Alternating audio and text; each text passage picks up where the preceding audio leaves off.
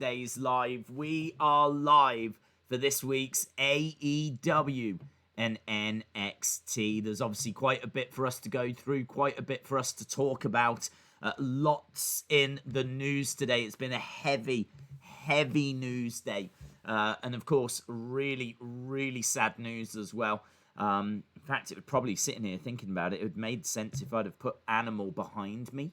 But I actually did set all this up yesterday, so that's why he isn't. But I wonder if there's a way that I can add him in, because he is obviously the biggest news story of today. If you haven't heard, and I'm sure that many of you have, Animal from the Road Warriors, widely regarded as the greatest tag team in the history of wrestling, has sadly passed away. Obviously, we lost Hawk. I think it was around 2003, but I would have to double check that. But we lost Hawk. Hawk had a lot of troubles, substance abuse, and things along those lines. And Animal, obviously lived a little longer. But as we said, sadly passing away today. And I mean, his impact, their impact, you just can't emphasize it enough. They really put not tag team wrestling on the map. That's not accurate, but they were main eventing shows. Like the Road Warriors pop is a thing. Like when the Road Warriors used to come out, the music would hit and they would come out. The eruption in the arena for those guys, they were so popular. The pop of the crowd is known as a Road Warriors pop. And because the reaction was that loud when they came out, there's been some brilliant clips that have been doing the rounds. Brilliant clips of the Road Warriors coming out in black. I remember there was one clip of the Road Warriors coming out in Japan. And I think it was Japan. And they come out to, I think it's Black Sabbath, and the music hits, and then they emerge. And I can't remember who had tweeted it out, but they were like, check this. It might have been Matthew from Botchamania. Might have, if I can find it, I'll retweet it. And he was saying, check this out, man, because when the music first hits, the crowd goes crazy. Then, you see them, crowd goes crazy. Then they start making their way down to the ring. Crowd goes crazy. The crowd are exhausted by the time they've even got into the ring, because they were that popular. They were that popular. They are so important. If you're doing a Mount Rushmore of tag team wrestling, they're arguably the first tag team you put on it. So, such a loss. Such a loss.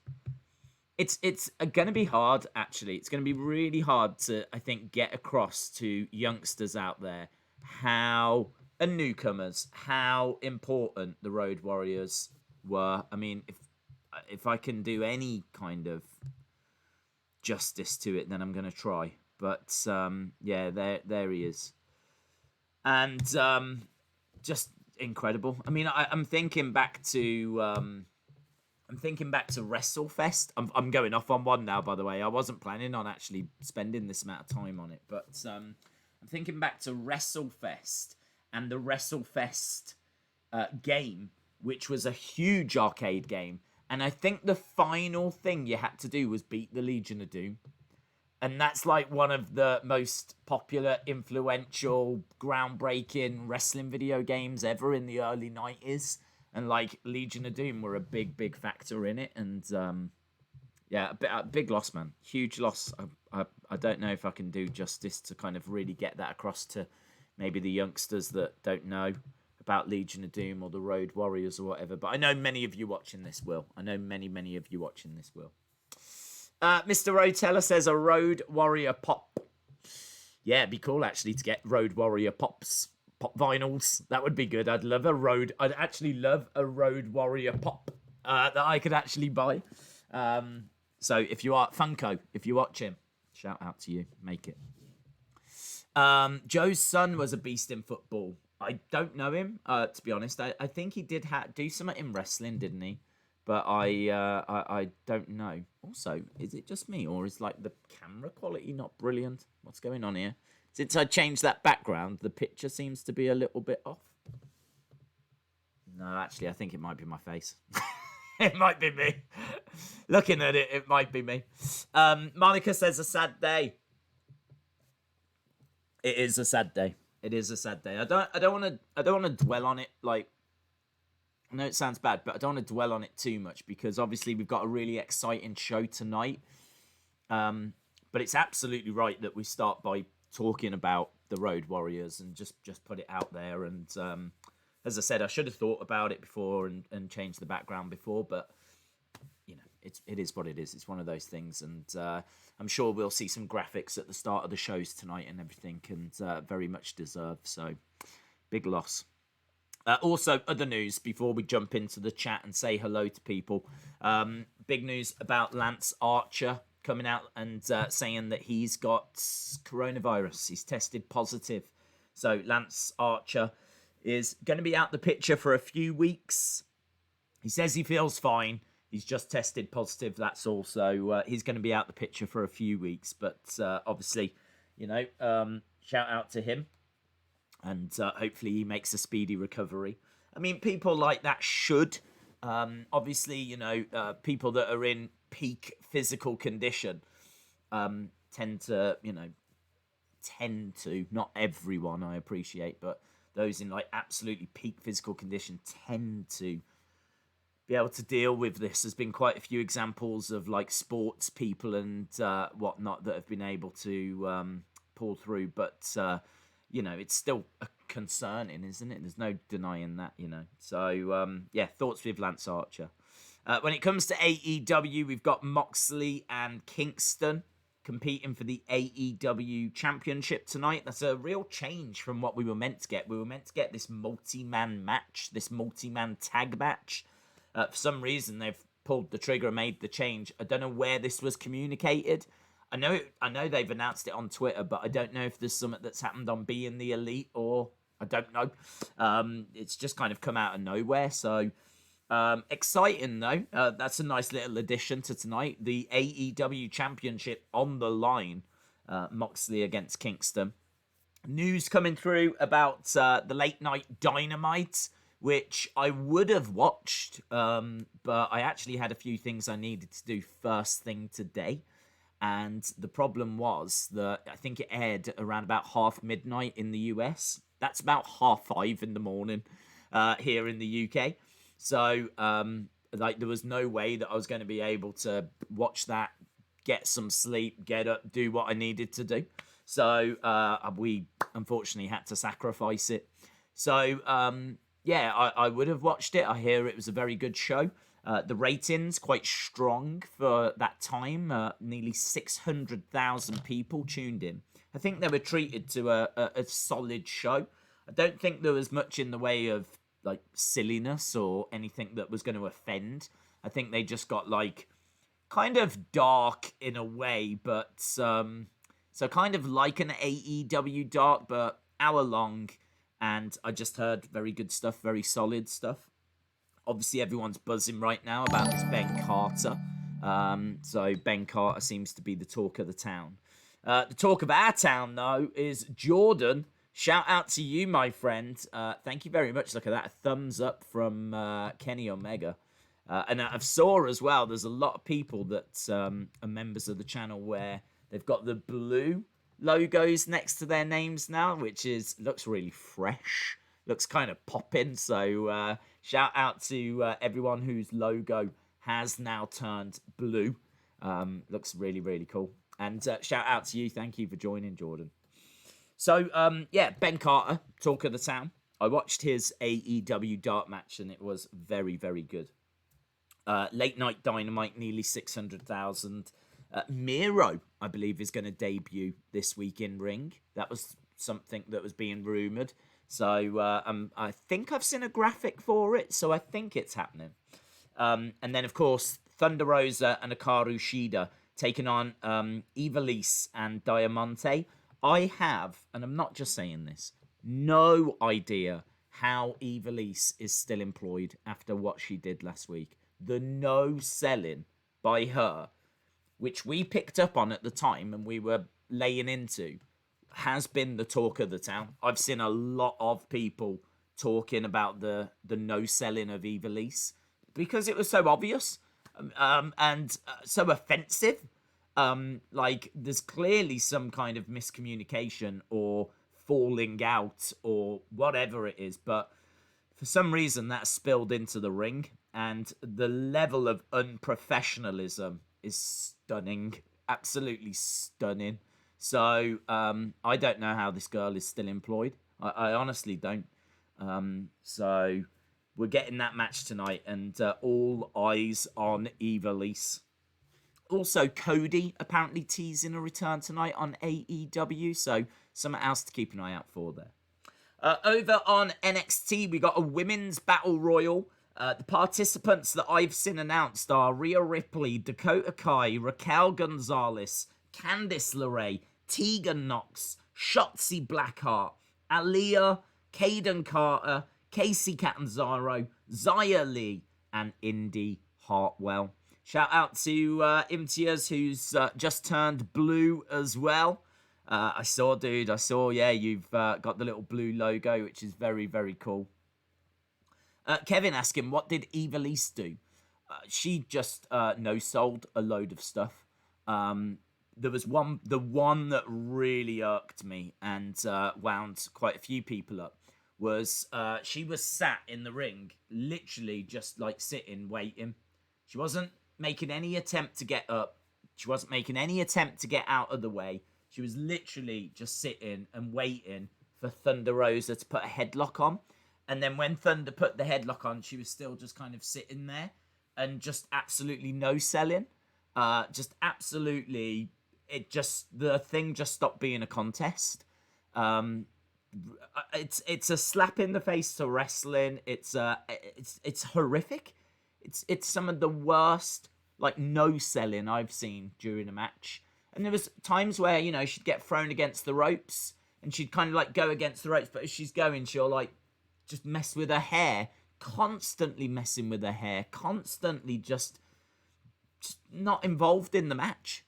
I said during last week's stream, the second she got to the backstage area, straight up, if I was running AEW, thank you very much, but your services won't be needed anymore. I mean, just an outright disgrace. I don't know why she's in this match. I don't know why she's on Dynamite. I don't know why they're still investing in her. I don't know. I mean, unless there's some kind of explanation, like, I didn't know we were being filmed. I thought it was a rehearsal match. I don't know. I don't know what explanation she could give that would justify the no selling that she showed last week. It was appalling. So, yeah, all eyes on her. Let's see what she does. Women's Battle Royal on NXT. We got Damian Priest against Johnny Gargano that's been announced for TakeOver. It's not tonight, it's TakeOver. TakeOver on October 4th, I think. So, I'm expecting some build towards that on this show. Also, of course, the big match, Kushida versus Kyle O'Reilly versus Cameron Grimes versus Timothy Thatcher versus Bronson Reed. The gauntlet match. Winner faces Finn Balor at that TakeOver show. So we've got that. And also, Tommaso Ciampa taking on Jake Atlas. Obviously, they've been feuding for a few weeks. So we got all of that on NXT. We got all of that on AEW. Of course, we've got the sad news about Animal passing away, the news about Lance Archer, the news about how Dynamite did last night as well. There's loads, absolutely loads. So, yeah, lots going on in the wacky world of wrestling. Kushida is going to win tonight, says Wrestling Days fam. I hope so. I hope Kushida wins tonight. I've been waiting for them to pull the trigger on him. The only thing I would say is that if you go back a few weeks, he attacked Velveteen Dream. And the theory is that Velveteen Dream is going to return tonight and take Kushida out of this match. That will then set up Kushida versus Velveteen Dream for TakeOver. Now, I hope that doesn't happen, mainly because there's still big question marks around Velveteen Dream and the allegations, and, you know, none of that has been cleared up. Certainly, I've not seen anything reported, so I don't know where we are with that situation.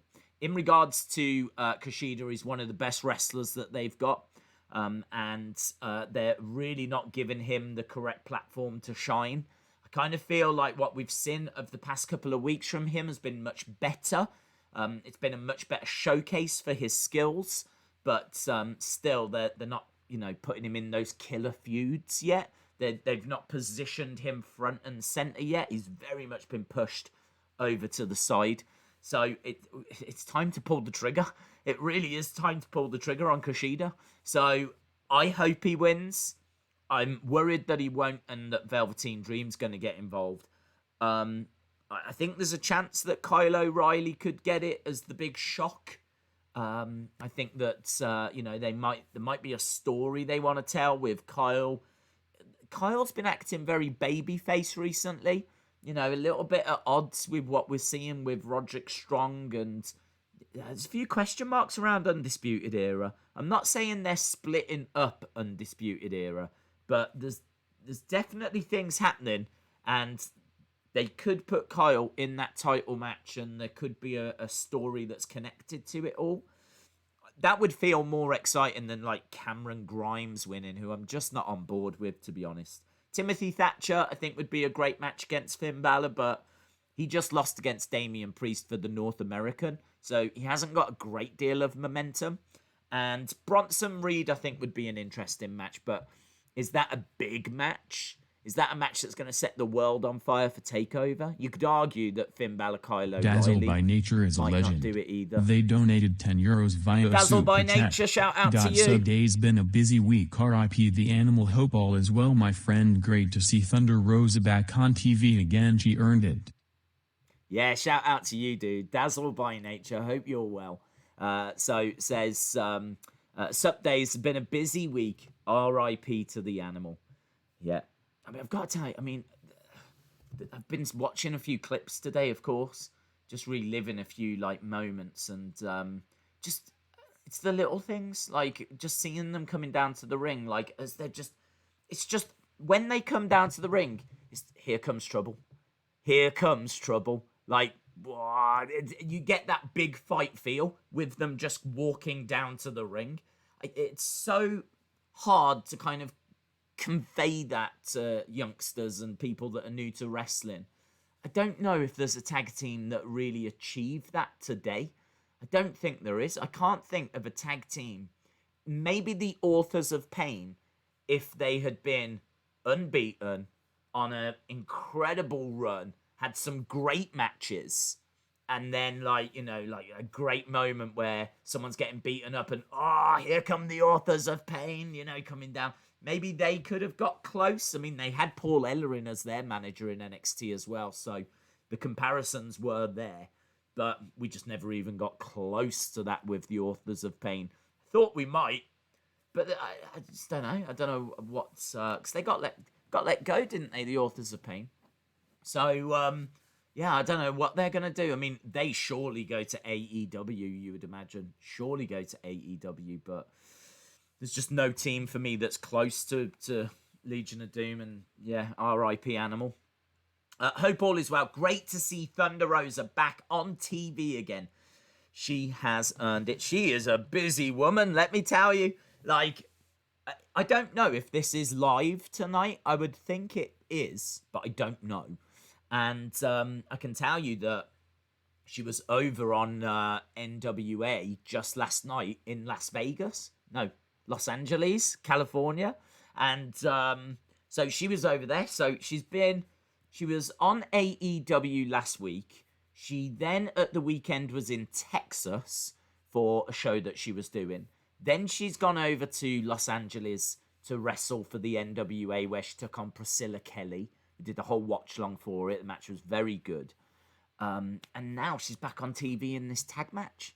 As I said, I don't know of all of those what was taped. and so I don't know, like, you know, if she's been on this epic tour or how it's worked out. But either way, she's clearly working a crazy schedule at the moment. Proper wrestling schedule. Proper old school territory wrestling schedule. You love to see it. And she deserves all the support and respect. So, and so do you, Dazzle by Nature. Shout out to you. Robin says, Days, don't sleep on Kyle O'Reilly. He's better as a singles competitor. I'm not sleeping on him. He's very good as a competitor. I just go back to what I've said before. They haven't presented him as a singles competitor. They're going to have to do a bit of work to kind of show that on NXT because he's never been positioned that way. Granted, he's got the skills. He's been presented that way in Ring of Honor. And I'm sure he can get it done. I've got no doubt about it. My problem is that he's coming into it cold. I keep coming back to that. You know, it's not as if he's had like this string of singles matches and it's like, wow, yeah, Kyle O'Reilly makes sense that it doesn't make any sense right now that he's in the gauntlet match unless you know of his history in Ring of Honor, but that's a bit of an ask for NXT fans to, you know, be into like all the other promotions. A good chunk of them will be, in all fairness, but there's a good chunk of them that won't know his history either. So I don't know. I think he's definitely got a chance tonight. And I think that it'll be an interesting match in that main event.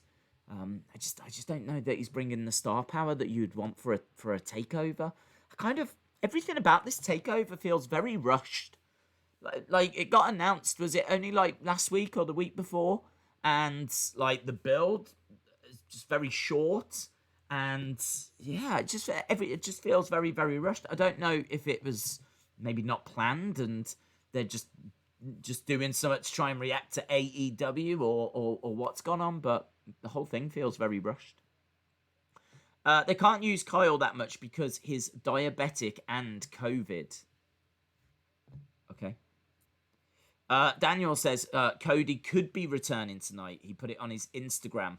The quickest route from Georgia, where the big show was being filmed, to Daly's place with his current location already being filmed in Florida.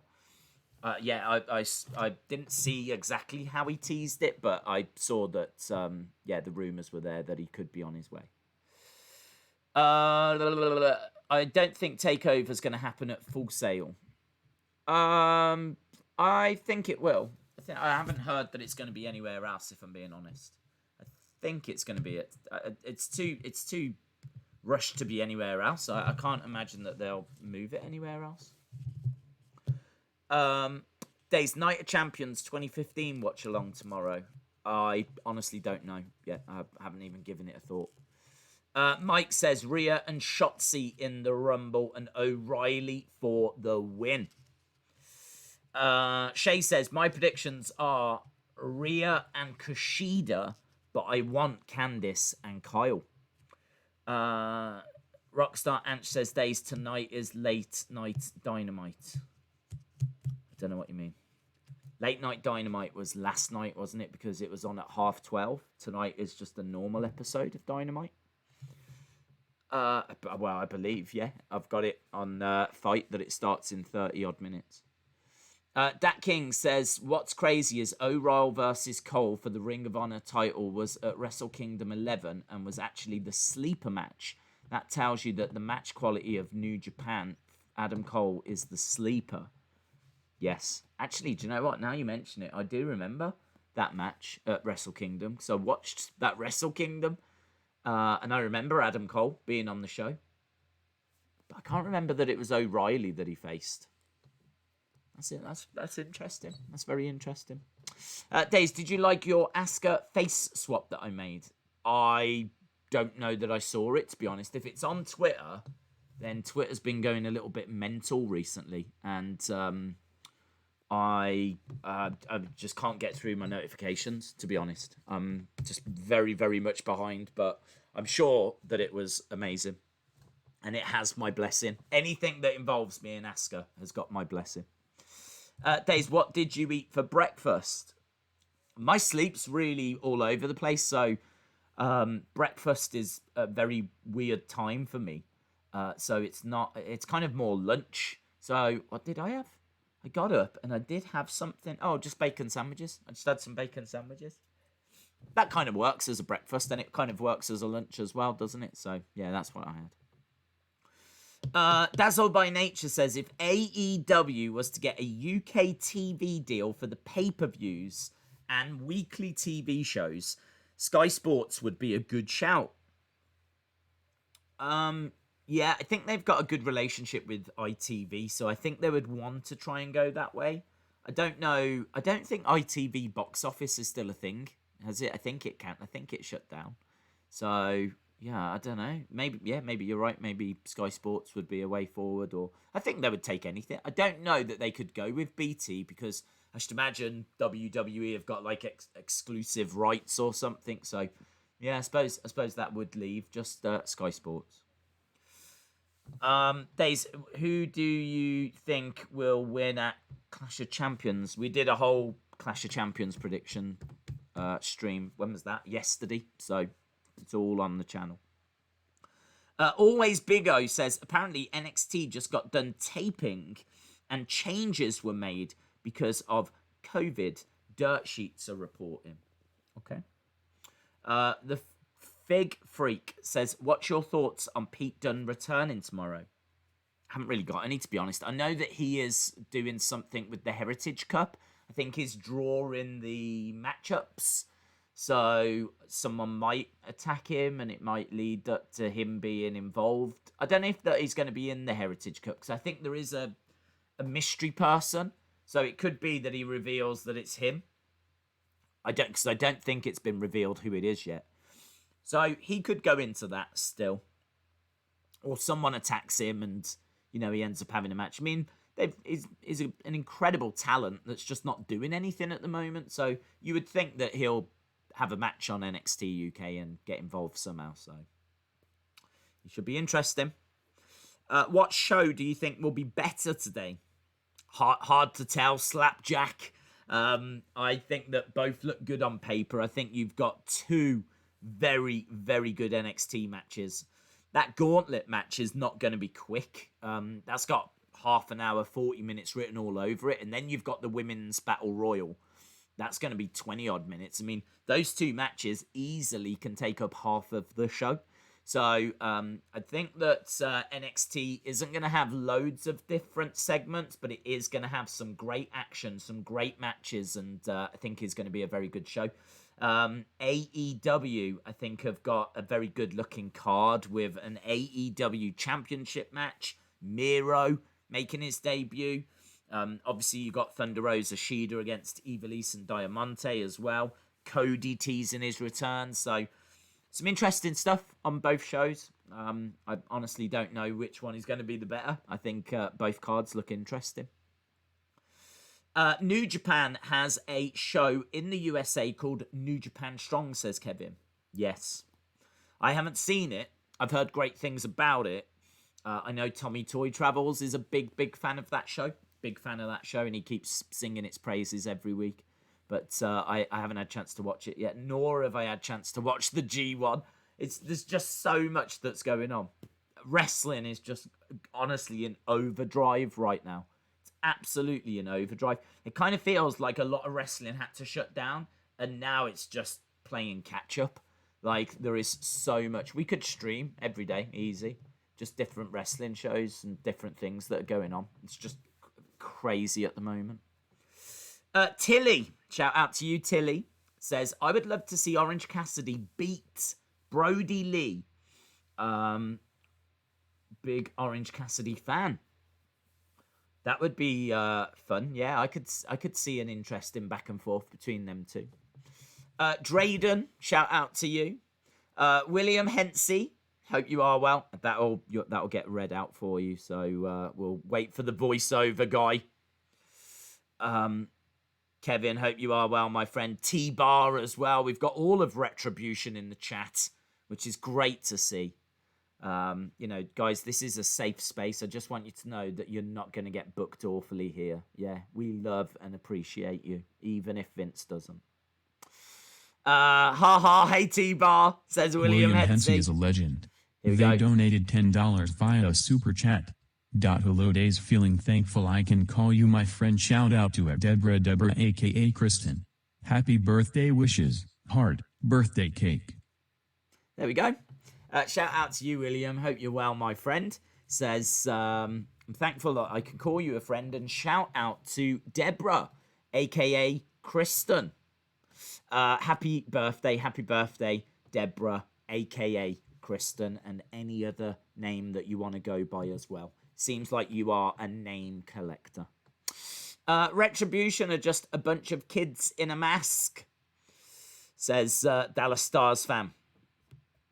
Where is forklift and nail gun, says Trini. Yeah, I can't wait to find out what the other members of Cool are going to be called. There's so many funny suggestions that are doing the round on online, and obviously our chat was full of them on Monday when we found out about those names. I don't know what they're going to do.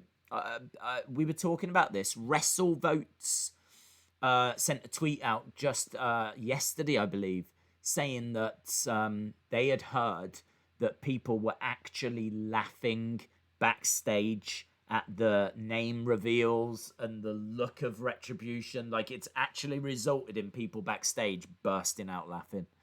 So I don't know how Vince has seen it and how management have taken it, but it's pretty unanimous on social media that it didn't go down very well. So they unfortunately are the butt of jokes at the moment. Retribution is the wrestling version of Antifa. Retribution names T-Bar and Mace are because Crowbar and Chainsaw have already wrestling names. Killer Sasuke says, I don't think Retribution members is intelligent. I don't know where she got her kids' names. Yeah, that's true, yeah. You've got to think about the parents. You're absolutely right. Who calls their kid Mace? Do you know what I mean? If you're going to call your kid Mace, he's going to grow up to be trouble. Yeah? I'm just telling straight up. It's the parents' fault. If you're going to call your kid Slapjack, yeah? He's going to get bullied at school, and he's then going to get very angry. And that anger is going to manifest itself somehow, right? And yes, okay, he might go into catering and baking or something. He might take his anger out that way. Might become a great chef, but not in this example. Slapjack in this example joined up with other kids that had been bullied at school because they had silly names. They formed a group. They all decided to cosplay, and now they're taking their anger out on Vince. Yeah? And you're right, it's the parents' fault. It's the parents' fault.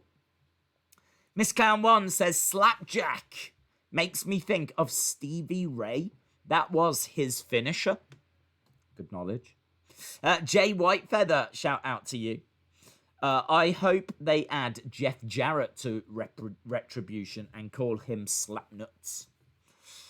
Did Retribution get their names at a hardware store? I don't know where they got their names from. I mean, picked out of a hat, I think. Mace was a member of the Honor Roll. Was he? Days, their names should be Papercut. Papercut might be one of them. That might be Mia Yim's new name. I don't know. What I don't get as well is why, like, they've gone... It's a little bit sexist as well, Retribution. Retribution, if you are watching, your group's sexist. Because clearly you had a budget, yeah? So as Retribution, you all had a budget. You all put money in. The guys went out and got killer masks, yeah? So the guys were like, okay, yeah, look at this. Whoa, this is awesome. So they went out and bought, like, proper Batman prop masks, yeah? And then there was about $2.50 left over, and they were like, here, Mia Yim, Mercedes, here you go. And they just had to go out and buy blooming surgical masks or something. Like, you've got the guys wearing all these, like, cool masks and everything. And then you've just got Mia Yim standing there in a black hoodie and just, like, this black mask. Just kind of like, that's all that was left. So it's a proper sexist group. Like, justice for the females in the female members of Retribution deserve retribution. Straight up. But not against Vince. Against the male members of Retribution. I'm already starting to book a split within the group because of the fact that all the male guys have got killer masks and the female ones have just got blooming black surgical things. It was awful. It was awful. Like, you would look at the guys and you'd go, is that Dijakovic? Because he was bald and he had like this great mask on. I mean, the mask looked great, in all fairness. Little bit out there, but, we can go out there. The Fiend and everything, we can go out there. Not afraid to venture out there a little bit. So, and he looked bored, and you kind of looked at him and went, is that Dominic Dijak? I think it is. Is that Dominic? Oh, I can't quite tell. There's still, is that Shane Thorne? He's behind like a Freddy mask, isn't he? He's gone down to, wherever you get Freddy masks from in America. I don't know where you get them from, but he's gone online to freddymasks.com, got himself a Freddy mask. I bet that wasn't cheap. He's gone and got himself a Freddy. And then you've just got Mia Yim standing there, straight up Mia Yim, just standing there with just like this little thing on and a few dots that she's put makeup around her eyes like this. It's just like, poor woman. You deserve better. Justice for Mia Yim. Slapjack says, tell him, T-Bar. T-Bar says, we will never split. We are Retribution. Mate, you are done in about 2 months' time. That's what you are.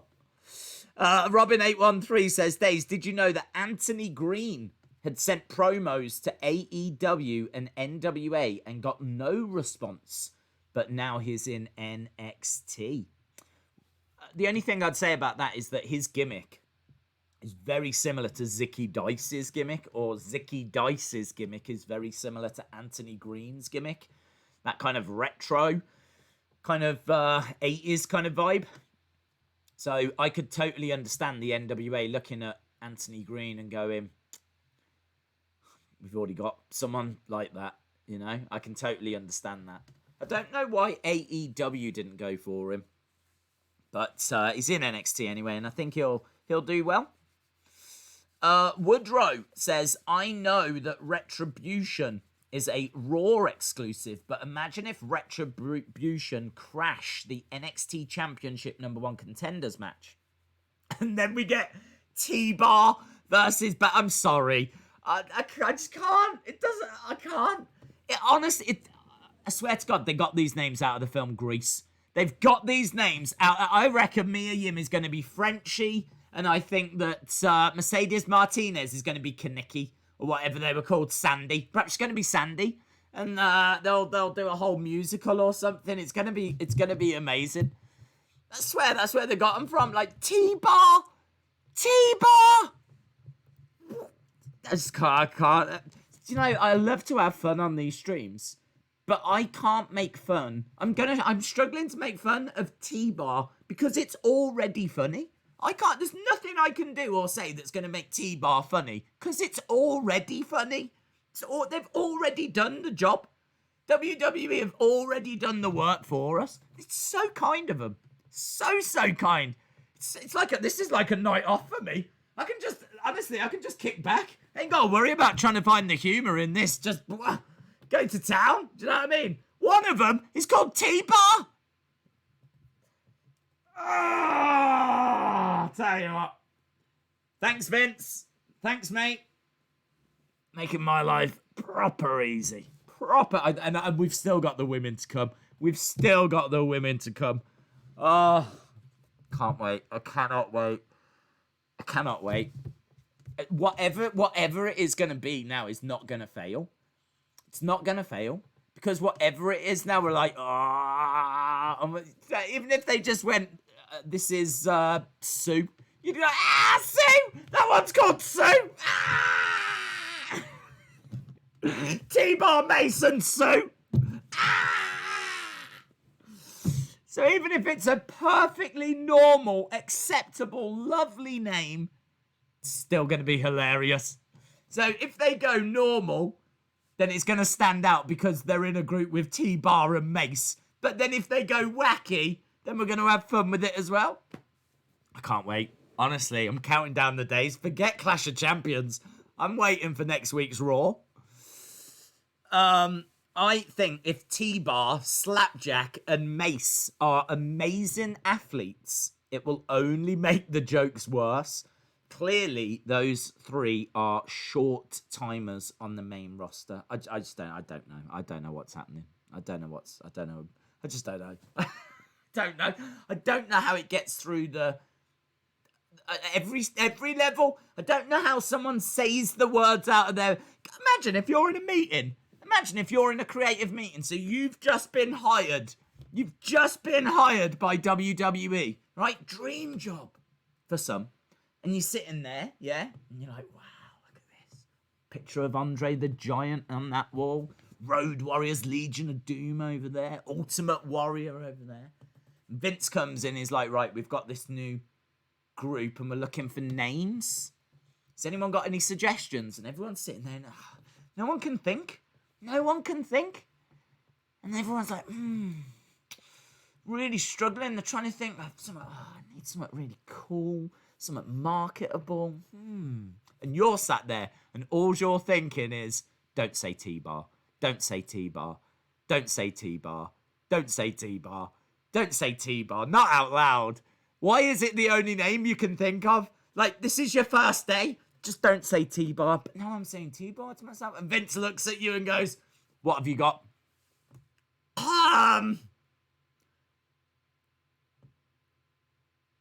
T-Bar? God damn, that's brilliant. I don't even understand how someone says it out loud in a creative meeting. Have you got anything else? Slapjack. They do so many documentaries on the network. I want a documentary of that exact creative meeting. Yeah? That's the only documentary I ever want to see. I just want to be a fly in the room when whoever said it out loud, because I want to see the looks on. I mean, did they all just stand up and go, yes? How did they react? How did they react? I would have started smashing my face against the table. That's what I would have done. If I was sat in that room, I would have just gone, sorry, excuse me. Boof! Ah! Boof, boof, boof. Like that. I would have just repeatedly smashed my face against the table. Thank you. I don't think this is going to work out for me. I would have got up and left. Scenes. Let me tell you, scenes. Slapjack. T-Bar. Mace. Retribution sucks. Slapjack says, Days, if you joined, what would your name be? I don't know. Sadness. That would be my name. Sadness. Gutted. Don't want to be a part of this stupid group. That any of them would be my name. Regretful. That would be my name. Regretful. This is T-Bar. This is Slapjack. This is Mason. This is regretting signing for WWE over here. Like, oh, man.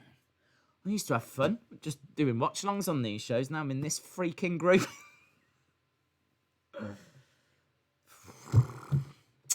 I think T-Bar should be a tag team name with R-Truth, says Leaf Morning Dew. Dazzle by Nature says, I want to be a teabag for my T-Bar. I know, listen. We could go down some kinky roads when it comes to T-Bar, yeah? But I have always avoided it, right? But I need you to know. I need you to know that it does cross my mind. It does cross my mind. Retribution is not stupid, says Slapjack. No, you're right, bud. You're right. Straight up, you're right. No idea what is going on, says Dirk. Shout out to you, Dirk. I can tell you what's going on. We're 15 minutes away. We were just talking about Retribution and how it's been a wonderful success. A wonderful success. So, yeah, and I can't wait for next week to see what they do. Seriously, I wonder if there will be a reaction. I wonder if there will be a change. Like, they can't continue with this, can they? They can't continue with it. They can't just be like, yes, This guy is T-Bar, this is Mace, this is Slapjack, and we are not changing from it. It honestly wouldn't surprise me if they did make changes. Don't forget, like, you had the Viking Experience 1 week. Do you remember when they first appeared? They were the Viking Experience, and then the next week they're the Viking Raiders. So, don't know. Wouldn't surprise me if there's maybe a quick rewrite and, yeah, no, that never happened. We never called him Slapjack. So, we'll have to wait and see. These past few weeks on WWE have sucked, says Madapt. Always Big O says, you should Google the meaning of slapjack. It's naughty. Lol. I don't want to. I'm not going to Google it. I don't want that in my history, do I? How am I going to explain that the next time I go to renew my phone contract? I'm going to walk into the shop and they'll be like, that guy's here. Which guy? The one that was Googling slapjack on his phone? Is he? You can deal with him. I don't want to be that guy. Do you know what I mean? So I ain't Googling that. If you've already done it, then shame on you. Shame on you. You're going to have to carry that around for the rest of your life. If you aren't going to call me T-Bar, at least give me a mask that covers my face so people don't know who I am. Well, yeah, that's true. Maybe that's why they've got great masks. Perhaps the girls have got just great names. Just perfectly fine, acceptable names. That's why they only need little masks. Perhaps the rule is, the worse the name, the bigger the mask. Maybe that's how it works. It's a great theory. The Pony Gamer. Shout out to you, my friend. What's your official thoughts on WWE 2K Battlegrounds? No, I still haven't played it. I've actually been doing some stuff behind the scenes. And like just editing some videos that I want to try and bring to the channel. So I have been doing some work, but I'm trying to get some kind of new content onto the channel. We've done a lot of streams. The Pony Gamer is a legend. Here we go. They donated $20 via Super Chat. What's your official thoughts on WWE 2K Battlegrounds days? Well, I can tell you that IGN gave it 5 out of 10. They said it was mediocre. I haven't seen really much on it. The only thing I saw was the character select screen had the wrestlers in like packaging. It made it look like they were figures and little things like that. I was like, oh, that's really cool. So I thought that looked nice. I know there's people saying they don't want to unlock the superstars as they're playing through. They just wish they were all available. I don't really mind that. I kind of feel like that's part of the game. I kind of feel like I'm being rewarded. The more you play, the more you can unlock. I like the fact you can choose who you want to unlock. It's not like, you know, win 5 matches, you're going to get Liv Morgan or something along those lines. You know, you can build up your points and then unlock who you want and blah, blah, blah, blah, blah. The downside is I've heard it's not very deep. I've heard that, like, every wrestler's got about 4 or 5 moves, key moves. Easy to do them. But, you know, once you've played it through a few times, it kind of becomes a bit of a repeat experience. It's not a very deep game. It's not something you're going to keep going back to. And that's a shame because I like the fact it's an arcade style. I just wish that it had a bit of depth to it. So I can't give you my official thoughts. I can tell you what I think my reaction's going to be. I think I'm going to really enjoy playing it at first. I think I'm going to like the fact you can interact with the different areas. I think I'm going to really like the roster and some of the presentation aspects. I think I'm going to have a lot of fun unlocking different wrestlers. I've seen like how the ring breaks apart as well during the matches. So I think there's going to be things that at first I'm going to be really into. Fast forward a couple of months, I don't know. Once you've unlocked like the wrestlers you want and you've seen everything, I don't know that the gameplay is going to be there. So not a substitute for the big game that we normally get is the vibe I'm getting. So, but I don't know, man. I think I'm going to get enough out of it. I actually think I'm still going to get more out of Battlegrounds than I do a normal wrestling game because I never give the normal wrestling games that much time. They're too in depth. There's too big of a learning curve for me. I cannot pick it up and get into it. It's like I'm pressing buttons. I'm not really doing any moves. I'm losing matches. I'm getting chucked out of Royal Rumbles. I'm just nah, bored. I'll just move on with my life. But with Battlegrounds, I think I will at least put some time into it. So I hope I gave you a good, in-depth answer there, Pony Gamer. I really do appreciate the support, my friend. Feel free, if you've got it, let me know what you think of it. Is what I've just said correct or not correct? Let me know. Days, if you was in charge of creative, what would you focus on to try and get the Raw ratings back up?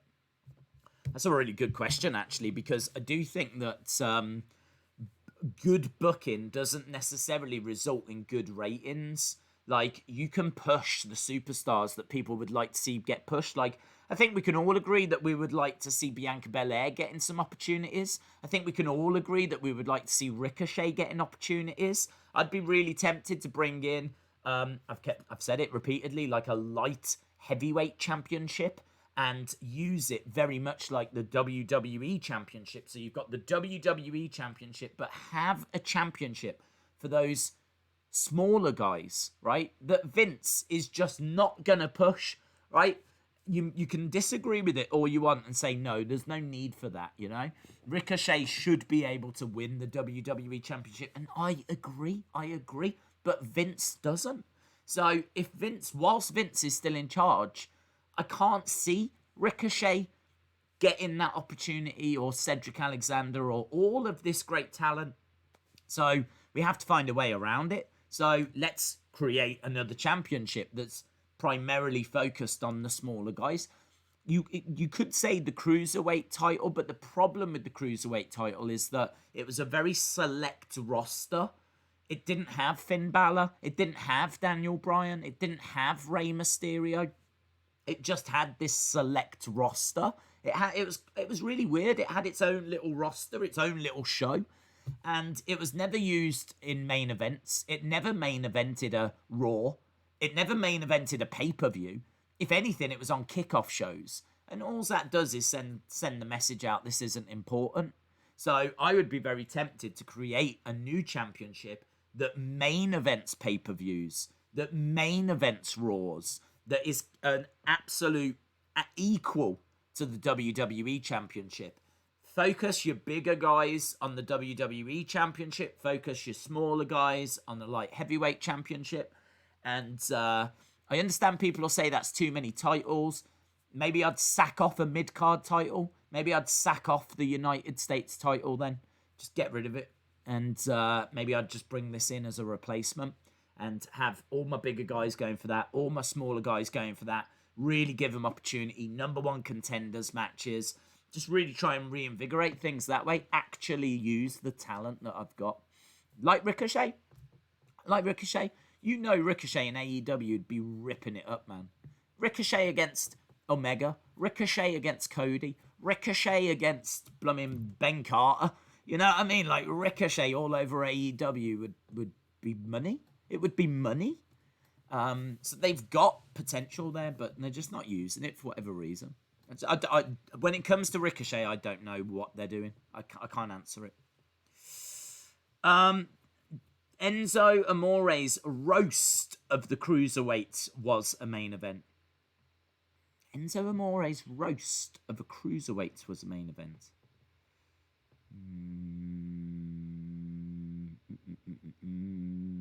Can't remember that. I remember all the Cruiserweights ganging up on Enzo and beating him up, but that wasn't a main event of Raw. Or at least I don't believe so. We're going back to what, 2017? 2017. I can't remember that main event in a Raw. Either way, stand by my point. No Rey Mysterio, no Finn Balor, no potentially Seth Rollins. I don't know where you would draw the line. Who would go for the bigger? Who would go for the smaller? You'd have to look at the weights and what the limit would be. They went with 205, which kind of feels a bit too far down. I might up it a little bit. So yeah, I'd really try and unlock that potential. Ricochet versus Pac would be fire, says James Chadwick. Yeah, I agree. Days, on this date, 40 years ago, champion Bob Backlund beat NWA World Heavyweight Champion Harley Race by DQ in a title-for-title unification match. But because it was a DQ, neither title changed hands. Great knowledge, Z2CU. Great knowledge. Days, if I was in charge, there would be more tucks and slapjacks. We are 4 minutes away. 4 minutes away. Days, would you like to see Ilja? Yeah, don't mind. I'm trying to think about John's question. Takeover. Takeover is I don't know what day it is, so I don't know if it's clashing with UFC. Is it? I don't know if it's on a Saturday or a Sunday. So right now I can't answer. 4 minutes to go. Yes, 4 minutes to go. Tyler, shout out to you.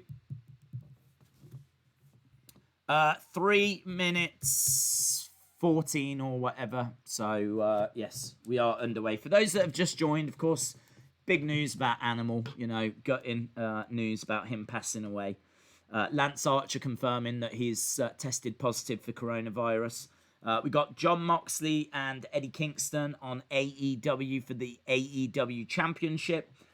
We've got Miro making his in-ring debut. We've also got Thunder Rosa and Shida teaming together to take on Ivelisse and Diamante. Also, Cody teasing his return. Over on NXT, we got the Women's Battle Royal. We got Kushida versus Kyle O'Reilly versus Cameron Grimes versus Timothy Thatcher versus Bronson Reed. Winner will go on to face Finn Balor. And we've also got Tommaso Ciampa taking on Jake Atlas. So we got plenty of stuff on both shows tonight. Both shows are stacked. They are stack-jacked. And it should be a lot of fun. Takeover is on Sunday, says Dave in real life. Okay, well, that's looking pretty good then. That's looking pretty good. Did you ever meet Animal? I didn't, no. It's the cool guy for life. I didn't ever meet Animal. I've never massively gone out of my way to try and meet superstars, if I'm being honest. I could have met loads over the years. But I've never particularly gone out of my way. There's a few that I wanted to meet, and I suppose Animal definitely would have been on that list.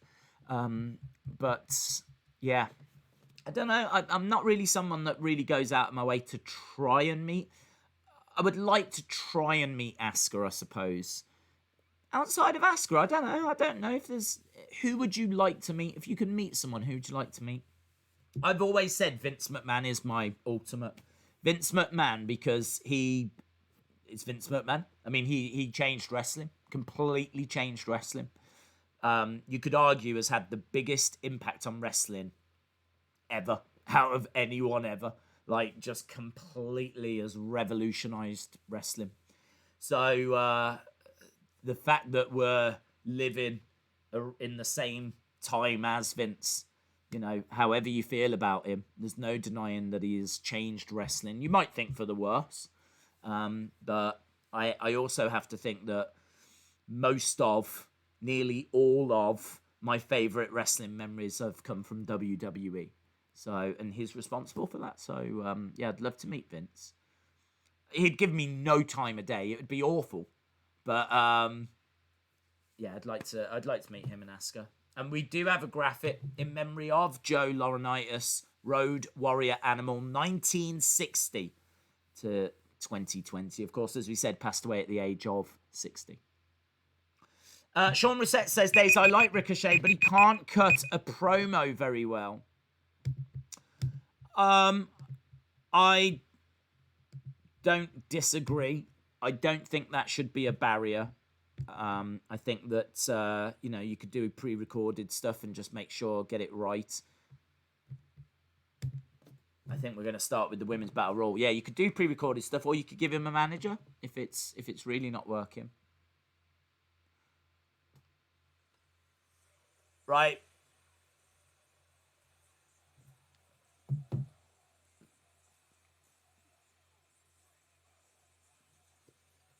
Okay, so on NXT, we are underway. We have got the Women's Battle Royal. Candice LeRae is making her way down. The Poison Pixie. I'm not sure about the wings. They look stupid to me. I understand that she's the Poison Pixie, but...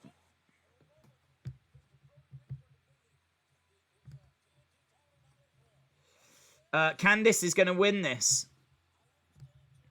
Moments ago, Tegan was attacked backstage. So Tegan was attacked, and then out of nowhere, Candice just comes with one of those trunks, smashes it into Tegan's leg again. So it looks like Tegan is going to be out of this match. And Candice is very pleased with what she's been able to achieve there. In the ring, we've got Rhea Ripley, Dakota Kai, Raquel Gonzalez, Candice LeRae, Shotzi Blackheart, Aaliyah, Kaden Carter, Kacy Catanzaro, Xia Li, Indy Hartwell, and Rhea Ripley making her way down right now. We've got Kip Sabian starting the show with Penelope Ford on Dynamite. Don't know if they're going to cut a promo, or is this Miro's debut? Of course, he is the best man. Is he about to introduce him? It's time.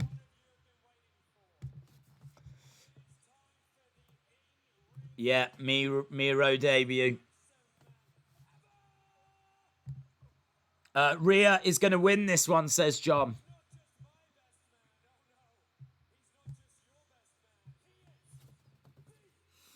He is the best man. So, Miro making his way down.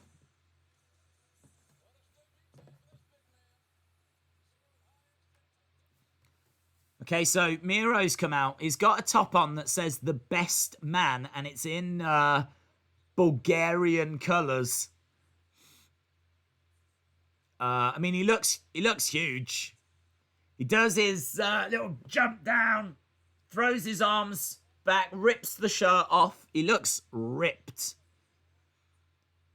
His shorts say Miro on the front in gold. He steps in. He looks great. He looks incredible, actually. That might be the best he's ever looked.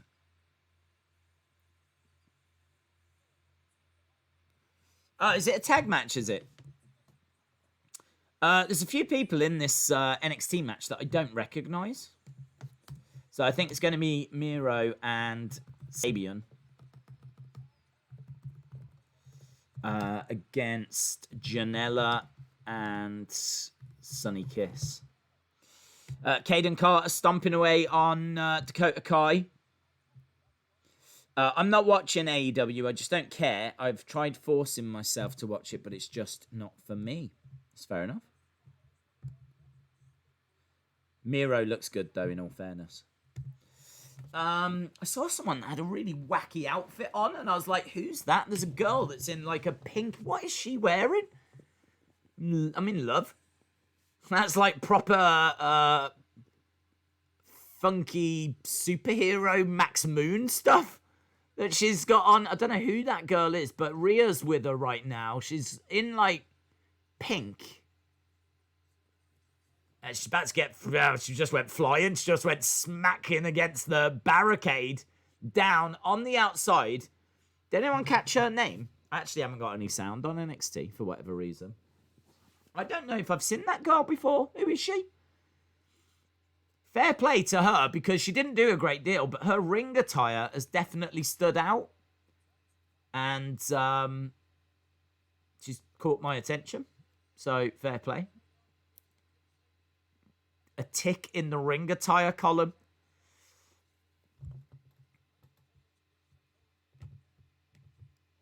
Let me try and jump back into the chats. We are underway with Kip Sabian and Miro taking on Sonny Kiss and Joey Janela. This is weird.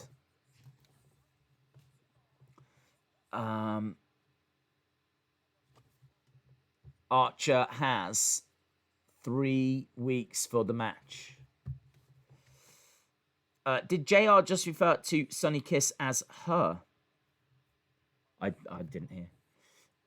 Right, we're still underway with this Women's Battle Royal, as we said. Good way to start NXT, actually. Really good way. We've still obviously got the big hitters in there. I can see Dakota Kai is still in there. We've still got... we don't have Miro in the ring yet. He's still on the outside. Raquel Gonzalez. Big boot.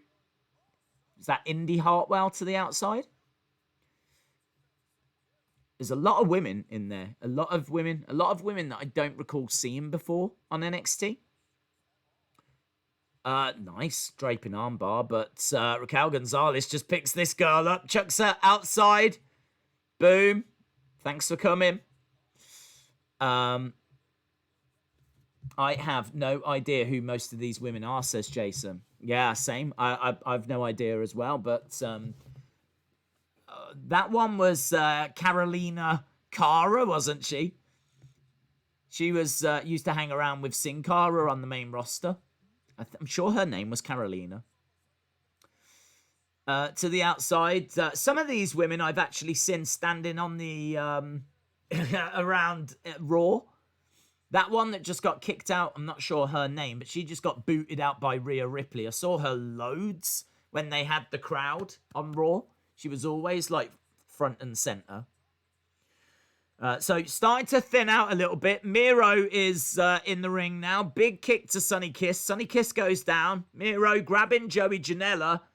Oh, he looks awesome. He looks awesome. That was nice. That was nice. Jeremy says Tony Storm needs to come over and be a part of NXT. Brandy Lauren is there. Is she? Brandy Lauren in there still? I didn't see. That's cool. They did, well, I mean, I shouldn't be surprised. They did sign her. Shotzi is still in there. Xia Li is still in there. Dakota Kai. So a lot of these women we didn't know have gone. We're getting down to... you know, the names that we are familiar with. I can see Rhea. I can see Shotzi. I can see Raquel Gonzalez. I can see Dakota Kai in the corner. Xia Li. Up over the top goes Kacy Catanzaro. Leg sweep by Aaliyah. Kacy Catanzaro keeps her feet up. Hasn't been eliminated. This is where Kacy Catanzaro tends to shine. She, nice, tries to... Oh, look at that. Into a handstand. Oh, lovely work. Hooks her legs under the bottom rope. And, I mean, the core strength to do that. The core strength to do that is incredible. She was knocked on the outside. She kept her feet in the air. And she, I didn't know what she was going to do. She managed to get over, hook her legs underneath the bottom rope, and then sit up and get back into the ring. That is mental core strength. Wow, very cool. Kacy is like the woman Kofi of Battle Royals, says Austin. The Eddie podcast says Kacy Catanzaro needs a push. Junior Simpson says RIP Animal LOD forever. I can tell you that Kip is slingshotted into the ring by Miro. He lands on top of Sonny Kiss. Big kick by Kip Sabian. 1, 2. Shoulder up by Sonny. Not sure where you are. Days couldn't do that. That was cool by Kacy. It looked good, didn't it? Kacy is brilliant for Battle Royal scenarios. Well, we are just at commercial break for those of you that were wondering. So our attention can turn to AEW. NXT has just gone to commercial. So, yeah, we've got Sonny trying to tag in Joey Janela. And in he comes. Miro wasn't tagged, so he's told to get back out the ring. Aubrey didn't see the tag from Sonny. So Aubrey has told Sonny to get back into the ring, even though a legal tag had been made. Miro has got Sonny over the middle rope. As we said, he is jacked. He looks so impressive. He looks really, really good. I don't know if I'm sold on the blonde hair. I don't know. It seems like he's been listening to a lot of Eminem. But body-wise, he is absolutely incredible shape. You kind of look at him and you'd swear that he was on like steroids or something.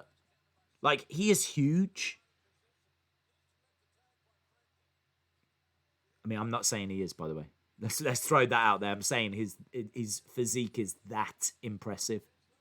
Normally, someone with that physique was on steroids, you know. Sonny, over the top. In comes Joey Janela. Very soft clothesline. Goes over. Forearms. I like that. Forearm strike to Miro. Miro just stands there. Comes in and goes after... Oh, that was a bit stupid. Joey pulls over that top rope. Miro selling an injury. Yeah, he's limping on the ankles. No, there's no way. There's no way that he's really injured. No way that he's injured. We've got Joey getting slung into Miro. Miro really selling this ankle injury. He's going to tough it out. Right, we're back. Kacy Catanzaro has been thrown out the ring again. She's managed to land on the railings. She's getting up onto the railings. She's now trying to find a way of getting back into the ring. At what point would you just go, oh, it's not worth all this trouble?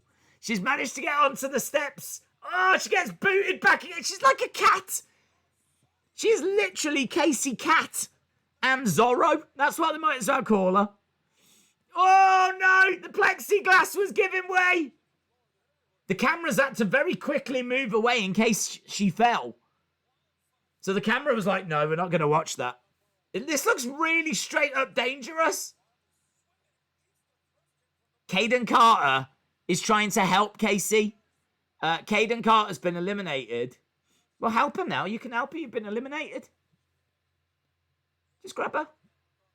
Here we go. Yeah, she's like, okay, look, step on my shoulders. So, and she's taking her over to the ring, drops her on. That's nice. Friendship right there. Friendship goals. That's what I've just seen. Friendship goals. So Kacy Catanzaro has managed to get back into the ring. So we're still underway with that. Miro back into the ring now as well. Penelope Ford outside the ring on AEW. Rhea Ripley up on the shoulders of Raquel Gonzalez. And Rhea Ripley has... both have gone. Both have been eliminated. Rhea Ripley is not winning the Battle Royal. Dakota Kai looks devastated that Raquel Gonzalez has been eliminated. So Rhea Ripley has gone. Raquel Gonzalez has gone. I think we're down to about 4. I think we're down to 4 or 5. We got 5 in there. We've got Kacy Catanzaro. We got Shotzi. We got Candice. Dakota Kai. Candice is swinging away. This is a long tag match, isn't it? Very long tag match. Kacy on the outside gets hurled into the corner. Big forearm strike by Kacy. Looking for a seated senton. Oh, in trouble. Survives. But Dakota Kai comes over. We're down to 4. Drama. Drama. Shotzi's going to win. Candice is going to win. Yeah, let me know. Who do you think's going to win? Accolade.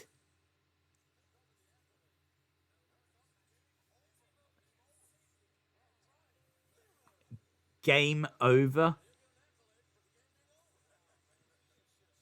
So, JR said it was an accolade, but I think they've changed the name to Game Over for Miro. Is it really going to be called Game Over? Don't like that. That's silly. Game Over. Oh, he's hit him with Game Over. Is it really going to call it Game Over? What's his other moves going to be called? Extra Health, Extra Life, Power Up. Octave Dakota gone. Shotzi tries to throw Candice over the top. Candice holding on. I think we're down to 2 here. I think we're down to Shotzi or Candice. Shotzi or Candice. Shotzi, big boot. Face first goes Candice. Candice over by the ropes. Shotzi charging over, trying to throw Candice out. You gotta think, I think Candice, I'm leaning to Candice winning this. Shotzi against Io for the, it was a good match. But I think surely Candice. Eddie Kingston is coming out to cut a promo on AEW. We're still not done with this. Lovely Enziguri. Step up Enziguri, actually, by Shotzi. Shotzi going against the ropes now. Charging. Oh, went for a seated. Sent on. Candice moves out the way. Net breaker. Shotzi goes down. Candice grabbing Shotzi. Throws her over the top. Shotzi holds on. Shotzi holds on. Candice coming over. Big kick by Shotzi. Candice goes down. Shotzi going over to the corner. Going up top. And Candice has managed to get up as well. These two trading blows in the corner. Big strikes coming in by Shotzi. Shotzi has dumped Candice on the edge of the ring. Candice has managed to survive. She pushes Shotzi. They're both still on the edge. Can Candice get the elimination? Which way is this gonna go? Ooh, they're trading shots. Back and forth, Candice on the steps. Ah! She kind of goes sliding down the steps. She's almost eliminated. Almost eliminated. She's like lying on the middle step right now. Oh, Shotzi's gone. Shotzi's gone. Candice LeRae has won. There we go. Candice has done it. Candice has done it. I got goosebumps, says Gabriella. It was good, man. They did a great job. That was a really fun battle royal.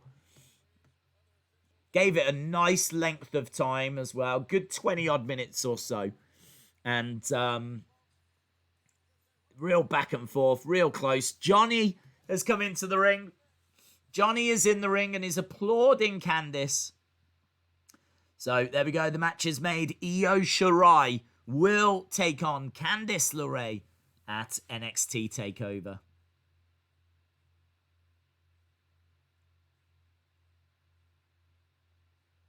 There we go. And Johnny is like, yeah, we're going to get 2 titles. Because, of course, it's going to be Johnny against Damian Priest as well. So Johnny could get some gold at TakeOver, and so could Candice.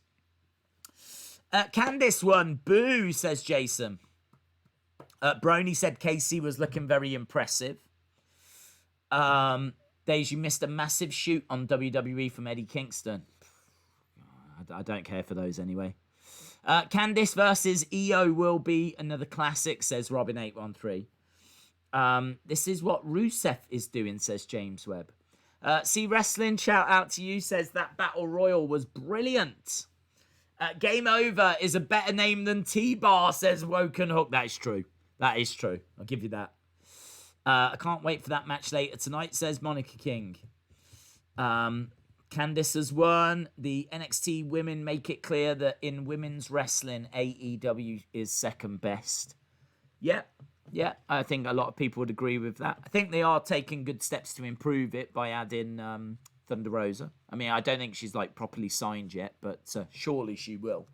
So yeah, I think they're hopefully looking at it. I heard very good stuff about amazingly. I heard very good stuff about Anna Jay against Brandy Rhodes from last night's Dynamite. Apparently it was good. So, don't know. Moxley versus Kingston is next. Tyler says, I'm not feeling AEW right now. Priest needs that win at TakeOver to make him look legit, says Eric. That's a good point. We are a commercial break on both shows at the moment. Days that Kingston promo was fire. Kingston versus Moxley for the title. Yep. Big fan of Kingston. Loved what he was doing in NWA. So, yeah, know that he is very, very good promo. Miro's AEW run so far is bad, says Young Rider. Kingston Moxley almost makes up for the loss for Archer, says Heather. Right, we are back on AEW. They've come back from the break first.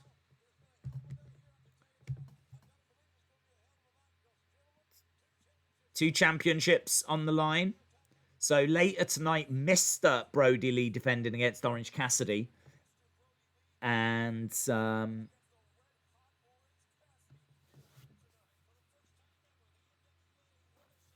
okay, they're just running through what we're going to see tonight. Candice versus Shirai versus Tegan. Ugh, I don't want Tegan involved. Miro needs an AEW World Championship. Yes, absolutely. RIP to the Road Warriors. Shout out to you, John. Up next, Hangman Page against Evil Uno. Hangman Page.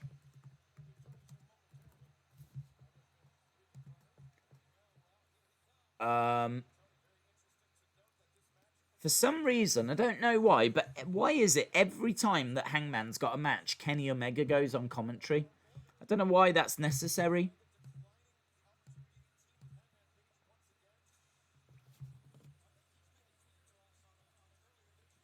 Okay, well, Kenny has come out. Anna J. Brandy had the result that I didn't think would happen, says David Paul. R.I.P. Animal. Yep. Wrestling Days fan. We need the cleaner back, says LeBron fan. Completely agree. Yep. And it was teased on being the elite, but it's not quite there, is it? But yeah, I gotta be honest, I don't like Kenny coming out to just do commentary on Hangman matches. Like,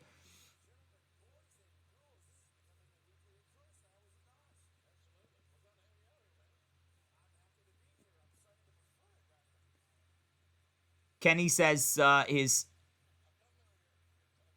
happy to be out here doing commentary. And here comes Evil Uno.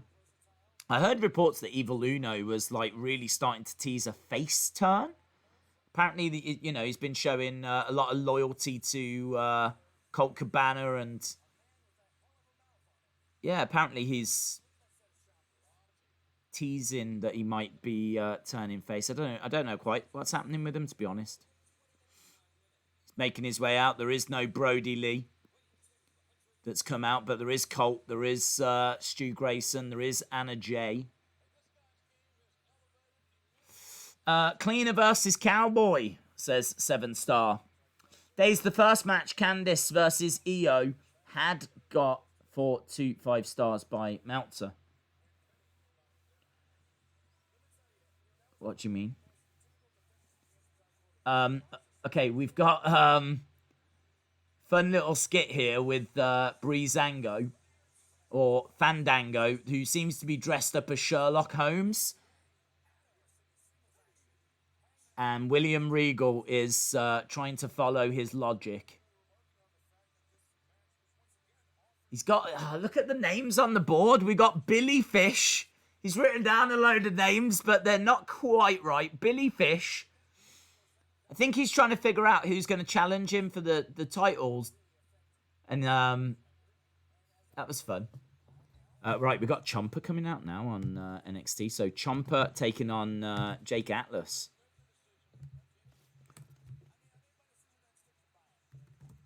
Ciampa versus Atlas. Now there's a mask. That's a mask. That's a mask. That's a guy that, if he was in Retribution. Although, in all fairness, if we'd never seen Tommaso Ciampa and he appeared and we found out his name was Ciampa, we would take the mick. I would take the mick. Because I would be thinking Ciampa. Do you know what I mean? Like someone that chomps. That is a great mask. I think, is it different? Has he changed it a little? It's got a little bit of gold. I think he's done to it like what they did to the TNT title. I think it was a silver mask, and now, a few weeks later, he's added a little bit of gold. He's been inspired by AEW. Ciampa here. Miss Clown 1, shout out to you. How is Atlas not dead? It's a good question. It's a solid question. Well, he's not, and he's making his way out. Wyatt, shout out to you. Our Atlas is about to get slaughtered. Well, I can't figure out how they're going to book this match, to be honest, because I would think that he's about to get slaughtered, but surely they're going to want to give him some offense. Tommaso going over to Jake Atlas, who's climbed up in the corner, and Tommaso's not giving him a chance to even acknowledge the fans that aren't there.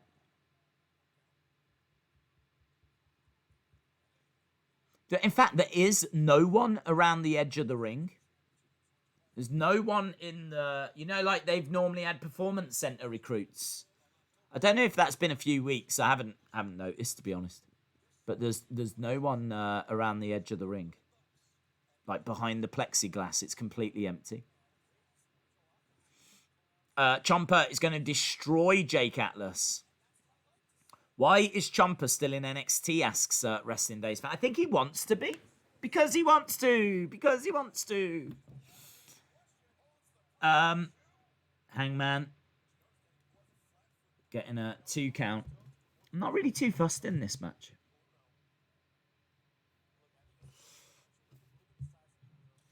AEW doing their own tickets. Atlas is a good wrestler, but I can never seem to enjoy his character, says Brodie. Well, Tommaso was under the ring there. He had to kick out at Atlas. Atlas is certainly not getting squashed.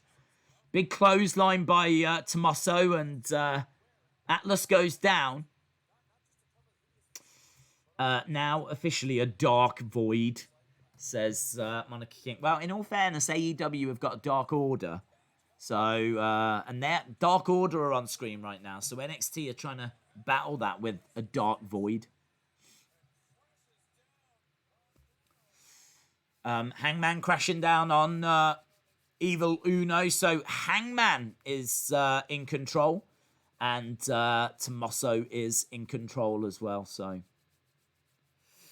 tonight, Damian Priest is going to be taking on Austin Theory. We've still got that to come. Damian Priest against Austin Theory. We are, amazingly, a quarter of the way through the shows already. Of course, we've still got 2 championship matches on AEW. We've still got that number 1 contenders gauntlet match as well. Jake Atlas doing a cartwheel to avoid Tommaso. Manages to get a drop kick in. Takes down Tommaso. Kick to the midsection. Big strikes coming in by Atlas. Strikes to the side of the head. So he's getting a little bit of offense in. And Tommaso against the ropes. Atlas has managed to get him. Is he going to look for a suplex of some kind? No, he pushes Tommaso in the corner. Big boot! Big boot! I don't know what went flying there. Some of that seemed to go shooting out. Is that a tooth? Legit, did he just lose a tooth? Did Tommaso just lose a tooth? Something just went flying out. And Tommaso, like... I don't know what just happened. Did he just lose a tooth? big moonsault to the outside. Tommaso seems to be all right. There's no blood or anything. You'd think there'd be blood. Maybe it was just spit. Maybe he just absolutely knocked the spit out of Tommaso. I think that was a blockbuster by Jake Atlas. And, yeah, he's in control here. I think Tommaso seems okay. A toothless Masso Ciampa.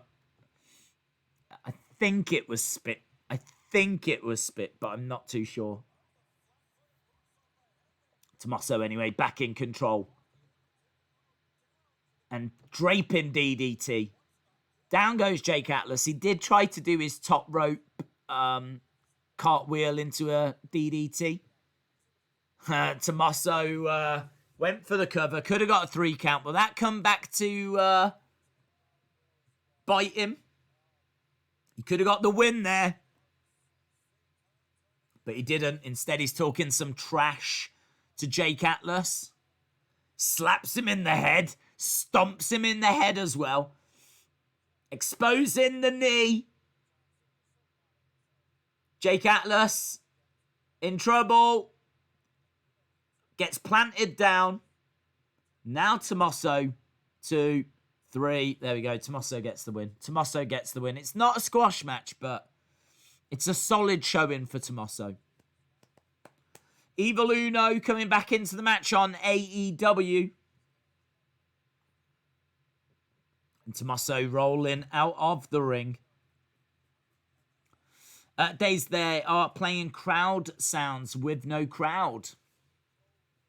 Yeah, well, I mean, they do that, don't they, on Thunderdome? I know that you can see people, but they're still not actually there. You can't hear them anyway. So anything that you hear, any noises you hear on Raw and SmackDown are being piped in. So perhaps they're just like, we're getting away with it on Raw and SmackDown.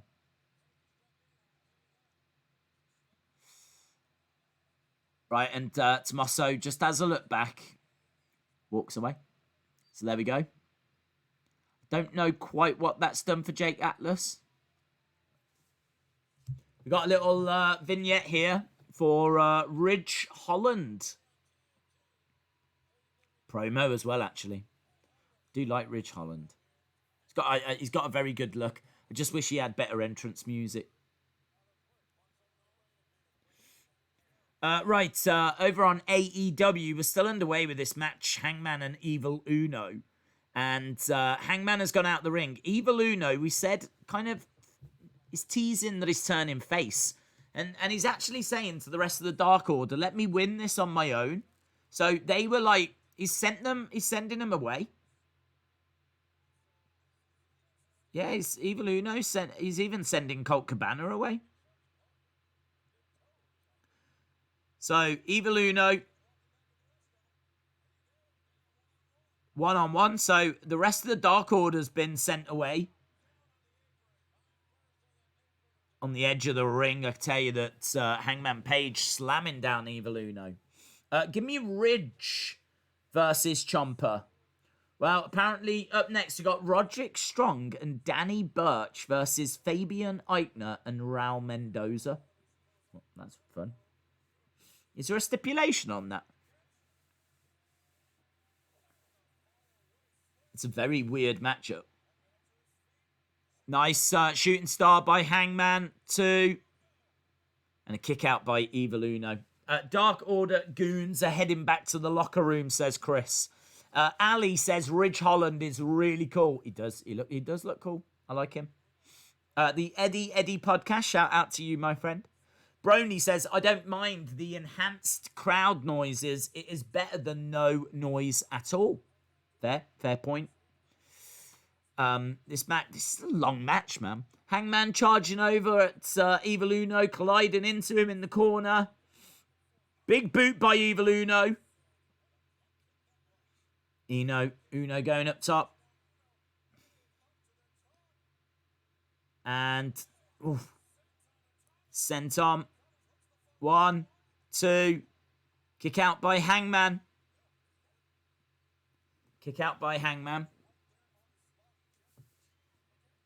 So NXT has gone to commercial break. We're still underway with the action here.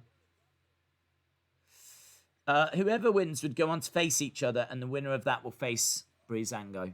That makes sense.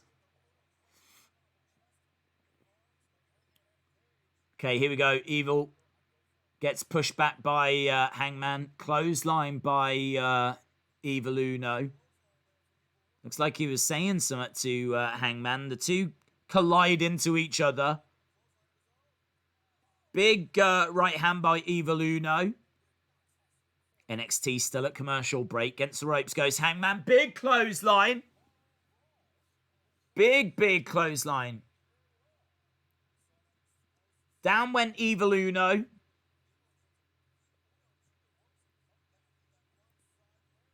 Hangman again going for another shooting star. Gets caught by Evil Uno. Kick out by Hangman. I just can't believe how long this match is going for. Hangman grabbing Evil. I don't even know what that was. He just kind of spun Evil Uno around, and the referee went to like grab Evil Uno's leg, and then the ref was like, "What am I doing?" I know I've not been paying this match the most attention because we were just watching the Tommaso Ciampa match, but honestly, it's not grabbing me. This is a long match that's not really doing it for me. Boom. Buckshot lariat by Hangman, and thankfully it's over. So Hangman Page has beaten Evil Uno. Hangman Evil was great, says Sean Flagstaff. The match has been going on for a while, says Mustafa. Did you hear that Royce Isaac was released? No, I didn't. I didn't hear that, no. Shout out to Cora. R.I.P. Animal, yes. Grayson, WWE, absolutely. It was great to see a graphic at the start of NXT. I didn't see one at the start of AEW, but I'd be surprised if they didn't. Or if they didn't, they're bound to mention. They're very good at doing that when there is a superstar that passes away. People in the fight chat are saying that match was okay. A few people saying 6 out of 10. Tony's backstage. Is knocking on the door. He's trying to speak to the Bucks.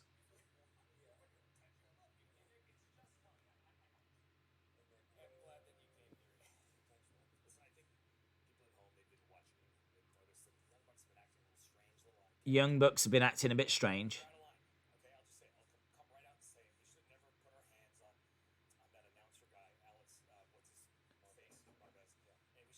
Matt Jackson saying that he agrees that they have been out of line. Timothy Thatcher promo.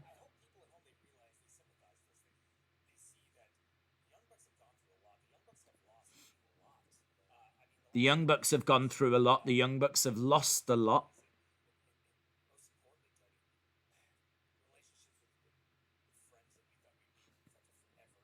We've lost relationship with friends that we thought would be forever.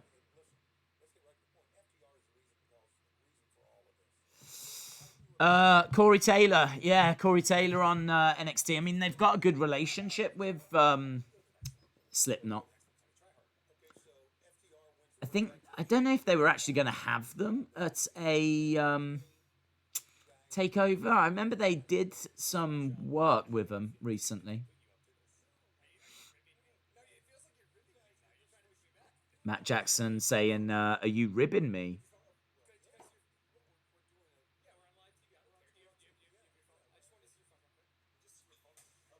Matt Jackson breaks Tony's phone.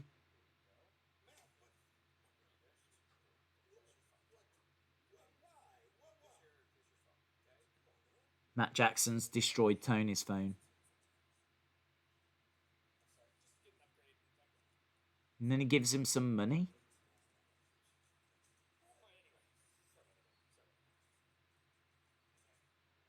I don't understand. That was a stupid segment.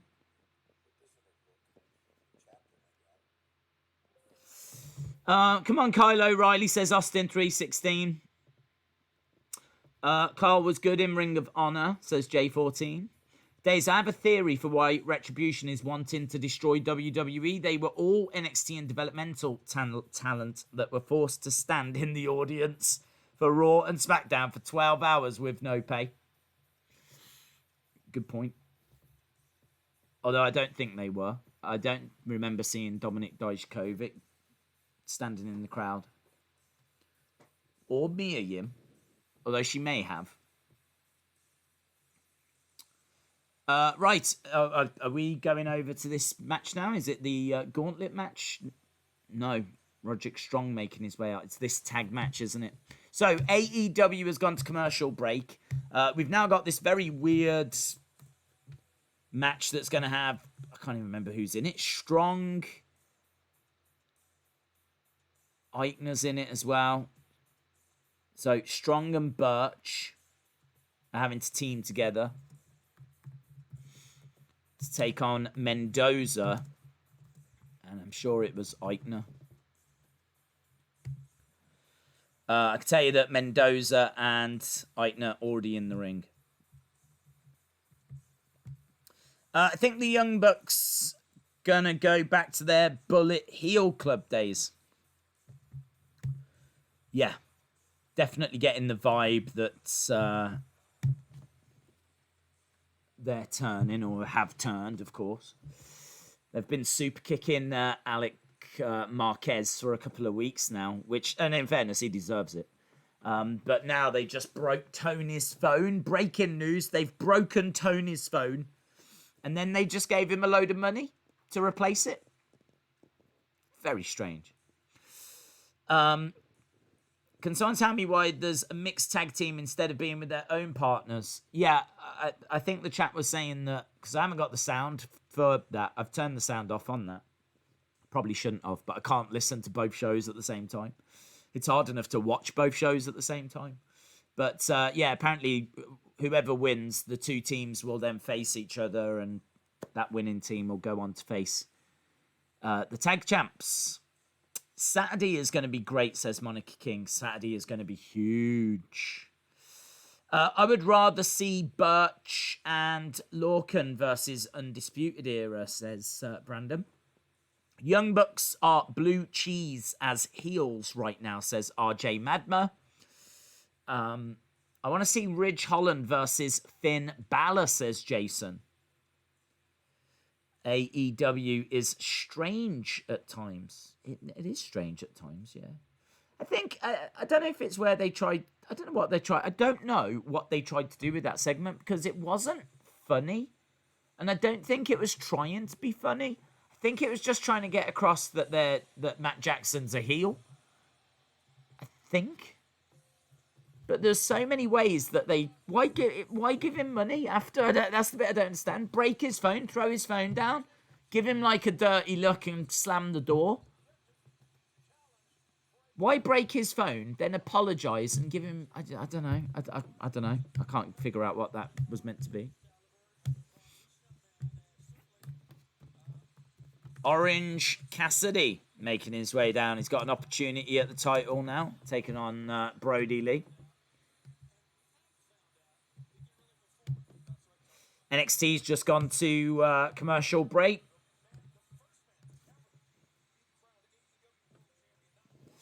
The Young Chucks are cheese that has gone bad and should be thrown out, says John. Did anyone see the Orange Cassidy kid in the stands? I didn't. I was looking at the chat. Is he there, is he? Hope he's wearing a mask. Here comes someone that's not wearing a mask, but instead a massive beard, which I think scientifically works about as well. I don't know. But here he is, Brodie Lee, with the TNT Championship, which I still don't like. I like his jacket, though. Nice, big, long, white jacket. It's got, like, little silver spikes here.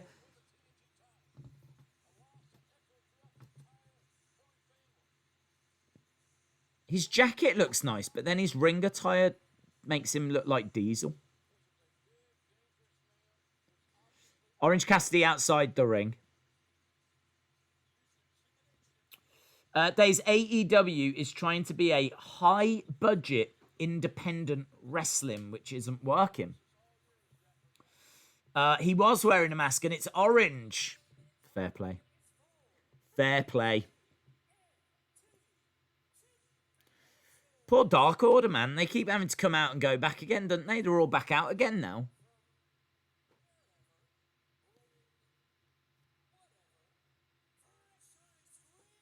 Orange Cassidy getting an introduction. His 2020 record is 10 wins and 5 defeats.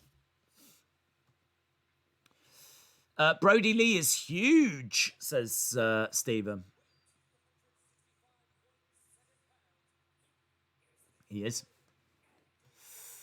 Days, NXT has had a COVID breakout. That's why no one is behind the glass. Thank you, my friend. Do you think we will get WrestleMania with crowds next year? Yeah, I would think you would get some kind of crowds, but I wouldn't expect full capacity. Hard to know what they're going to do or how they're going to do it, because you can't really have a massive stadium and then not fill it, because you've got to cover the cost. So, got to tell you, I don't know that it's going to take place at that beautiful new SoFlo Stadium. I could see him move into a more manageable, maybe an arena. We've had WrestleManias in arenas before. We've had WrestleManias in blooming empty performance centers, and that's just madness, isn't it? AEW talking about the NBA playoffs. NXT is a consistent show, even if it's not the most exciting. It's never a flop. AEW can be up and down. In the long run, I think NXT will remain successful. Can you imagine if Bray Wyatt faces Brodie Lee? No. Performance Center wrestlers as the crowd. They were just saying there was a COVID. I heard there was a COVID breakout at the Performance Center? I don't know. Well, whatever. They've had to really reduce people being there, so it is literally just the wrestlers in the ring. I don't really care about this tag match, if I'm being honest. I don't really care about the tag division. I don't think it's very good. I don't think the NXT tag division's in a great place. I don't really care about Imperium. Legado del Fantasma hasn't really kicked on for me. Undisputed Era have been tag champs so many times, I'm just pretty numb to them now. They can have great matches, but they need to face a great team. And I just don't think there's great tag teams. I think every tag division in WWE is awful. Over on AEW, we are underway with Orange Cassidy against Brodie Lee. And we are about 10 minutes away from the halftime scores. Orange going against the ropes. Dives through the ropes with his hands in his pockets. Brodie going against the ropes. He dives through the ropes. Crashes down onto Orange and the Dark Order. I do like that, though. I do like that. That is good. Brodie crashes down. I hate those spots. Hate those spots where they land on top of people. But what I really like is that he's crashed down onto Orange Cassidy and the Dark Order. And the Dark Order are clapping him as if to say, well, oh, that was excellent. Well done. Thank you for hurting us. That was excellent. Exalted One. Oh, dear Exalted One. That was fun. Elbow drop by Brodie. I hate that spot. But I did like seeing them clap. I think it's time for Undisputed Era to move up. Their time in NXT is done. Yeah, I wouldn't disagree. The only problem is that I think how I would have booked them would have been them causing carnage, attacking people backstage, running in and disrupting matches and just causing carnage. And you can't do that with the Retribution storyline because it's too similar. Roderick Strong just going crazy. Roderick Strong really look, Roderick Strong showing what Undisputed Era is all about. Just incredible, great wrestling. Explosiveness. Really bringing some energy to this match. And you just don't get that from, Imperium. You get nice, crisp wrestling from Imperium, but they do wrestle a very different style. 1, 2, kick out by Roderick Strong. Are there fans in NXT? No, there's no one there. Wrestlers need to remind themselves that we're watching them. We may not be there, but we are watching them. So it would not be so weird for them. Nice drop kick by Mendoza. That would be all right, actually. It can't happen, but Undisputed Era against Legado del Fantasma could be a lot of fun, that. Imagine if Legado del Fantasma got a 4th member and then we did War Games with those 2 teams. That could be a lot of fun, actually. I'll tell you, Danny Burch has picked up the dub. Danny Burch pinning Mendoza. So the dreams of seeing Legado del Fantasma are over. It is going to be Danny Burch and Oni Lorcan against Undisputed Era next week. Winners going on to face the tag champs.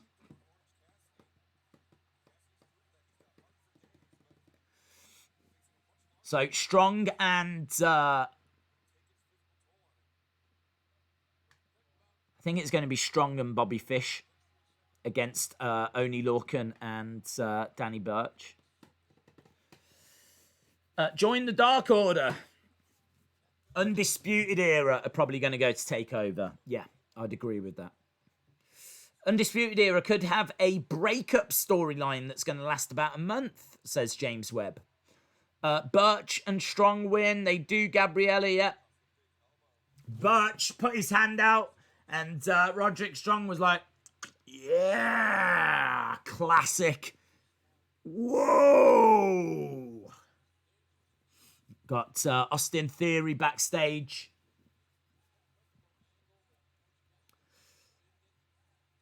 Is Johnny Gargano.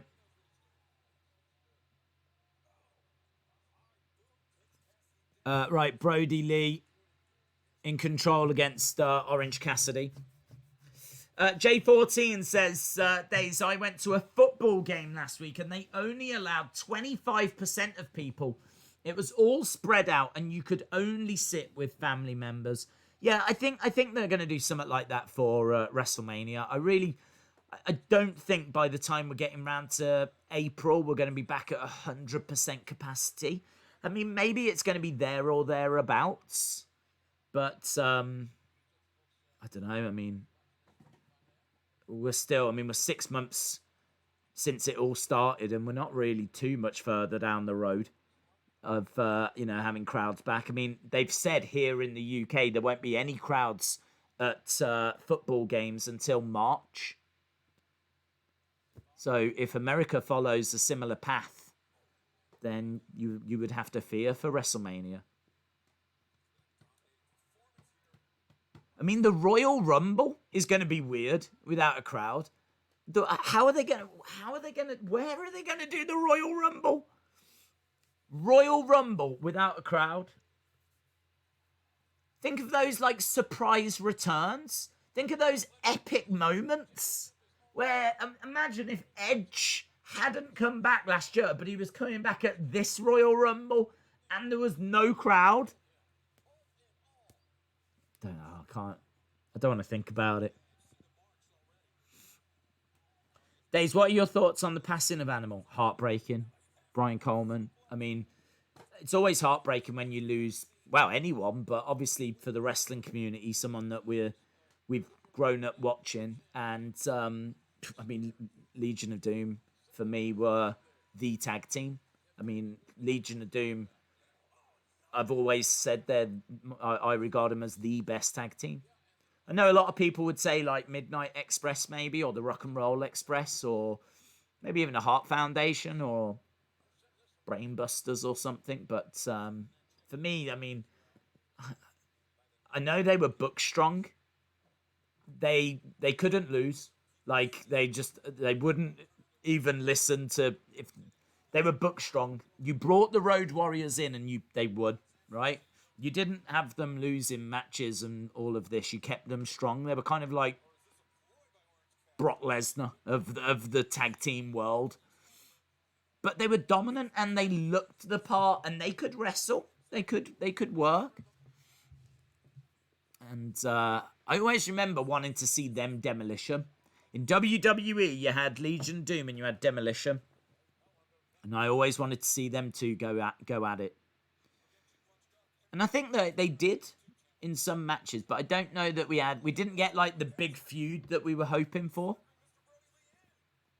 But yeah, legend. Hawk was a legend, and he's passed away too young, isn't he? 60. It's no age.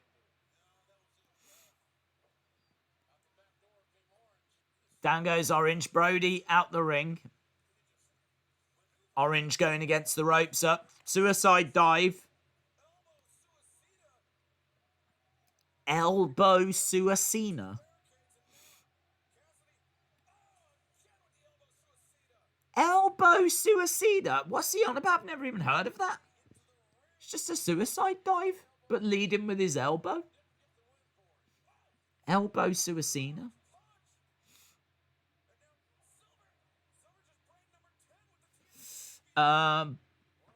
WrestleMania could be in a garden like WrestleMania 22. Well, I would hope that they just go crazy on a theme. That could be cool. They could do like WrestleMania 9, you know, where it's all themed and they have like camels and blooming toga party and everything. Because they could have done something more exciting with WrestleMania, but it all got changed last minute.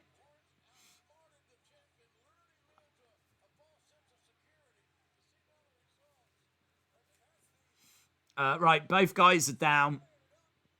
Kip up by Orange Cassidy. This has surely got to come to a finish soon. The chat on Fight aren't really feeling this match, to be honest.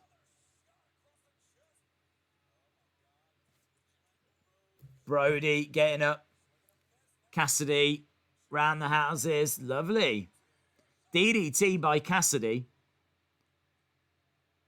Brodie Lee goes down. Cassidy has got Brodie. Oh! Air raid crash. Only gets a 2.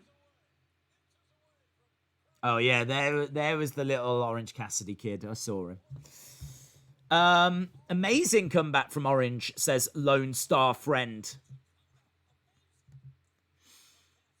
Okay, we've got Austin Theory in action now. So, Orange Cassidy almost getting a 3 count.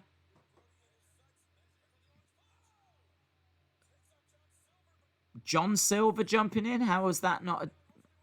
Oh, don't know. It's not a DQ. The match is continuing.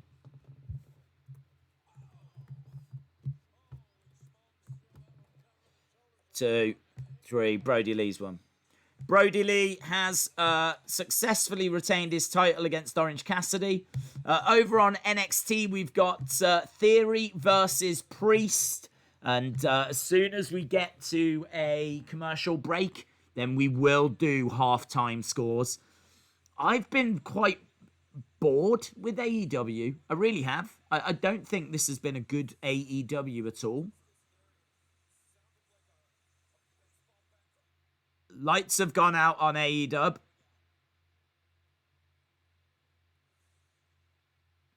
What's happening? Now lights have come on. Hello. Drama. Drama, guys. Drama. What is this?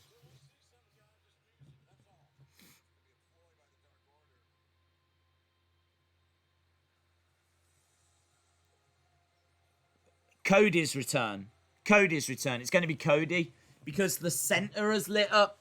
So I think it is going to be the return of Cody. There's only one royal family.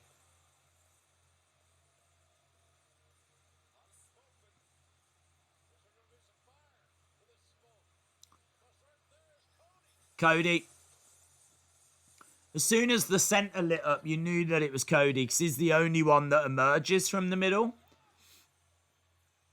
And he's dyed his hair black. In the words of Amy Winehouse, he's gone back to black. He looks like he is the lead singer of My Chemical Romance. Oh my God, Cody Rhodes is leading the Black Parade. He's leading the Black Parade.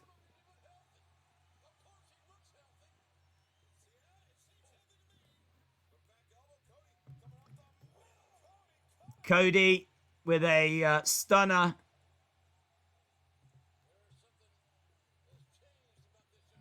There's something that's changed. Yes, his hair.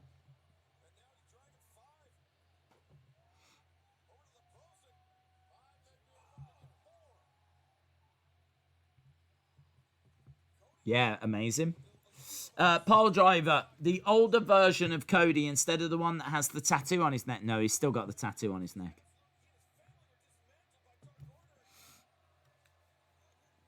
Nice figure 4 by Cody. I do not like that hair.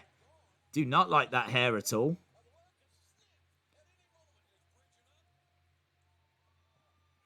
It doesn't suit him. That hair is like jet black. But it's so jet black that it's the kind of thing that, you know, when someone's going a bit grey, they, you know, go OTT with the dye. And it's so obvious that it's dyed. It's as if Cody's going grey and he's just gone over the top with the hair dye. It's like crazy black, jet black. It's like NXT black. NXT Dark Void black. That's what he's gone. Cody has got black hair. He has. So Cody has returned. He'd obviously heavily teased that he was going to. It looks like Cody from. It looks like Cody from NXT. I don't know. His hair looks a little bit darker in color. NXT, he looked dashing, didn't he? He was dashing Cody Rhodes. There's nothing dashing about this. The only thing I'd dash is away from him if I saw him in the street. So yeah, I don't know. It's not. It doesn't do it for me. But then I don't think he's trying to do it for me. If I'm being honest, maybe he is. I don't know. Never asked him. Huge returns will take place at Clash of Champions Gold Rush. I just popped over to AEW just so I could see his hair. Was Cody in NXT? No. 7 out of 10. Oh, yes, get your scores in. We are at commercial break for AEW, so get your scores in. We've got a match underway between Damian Priest and Austin Theory. Damian Priest looking awesome. In control against Austin Theory. But yeah, get your scores in. It'd be awesome to be able to wrestling finishes to people and not be held responsible legally or medically. Days, the books are jealous and frustrated that FTR walked into their company and have won the tag titles and appear to be the new darlings of AEW. Basically, they have taken their spots. 1981, Health Food with Dan says, evening days, hope you're doing well. Great to see your tribute to Animal. Oh, what a rush. Legend. Absolute legend, mate. Absolute legend. Won every big tag title you can win. Success all over the world. In the Wrestling Observer Hall of Fame. In the WWE Hall of Fames. In every Hall of Fame. Every Hall of Fame going. I think I read as well that they won Tag Team of the Year like 1983, 1984, 1985, I think 1986, 1988. Then they ended up going to WWF, and, you know, Dave Meltzer doesn't really, not a massive fan, so they didn't win any awards there. But they did then become like 2-time WWF Tag Team Champs. Oh, hello, here's Anna Jay. Oh, hello, here's Brodie Lee. Dasher was, hey everybody, and right, gone. Here's Anna Jay, here's Brodie Lee.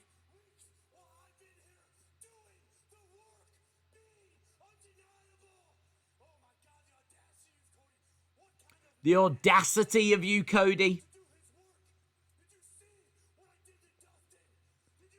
Did you see what I did to Dustin?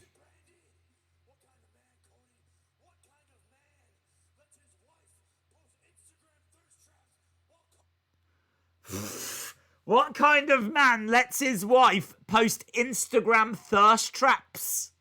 Wow. Brodie going off, man. Brodie going off. What kind of man lets his wife post Instagram thirst traps?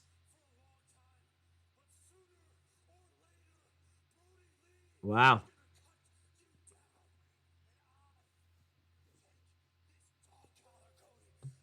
Dog collar match. Yeah.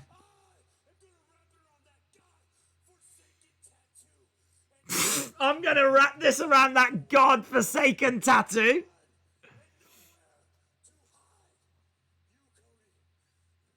Yes, Brodie. Yes. Preach. You've got a week to answer me. This is brilliant from Brodie Lee. Legit. Straight up. Best thing I've ever seen him do in AEW is that promo right there. That's the best thing I've ever seen him do. None of his matches have ever grabbed me. None of them have ever grabbed me. I thought those little segments where he was in a suit and he was like doing stuff never interested me. That promo right there. That promo right there is the best he's ever done or I've ever seen him do. Hardy has come out with Private Party.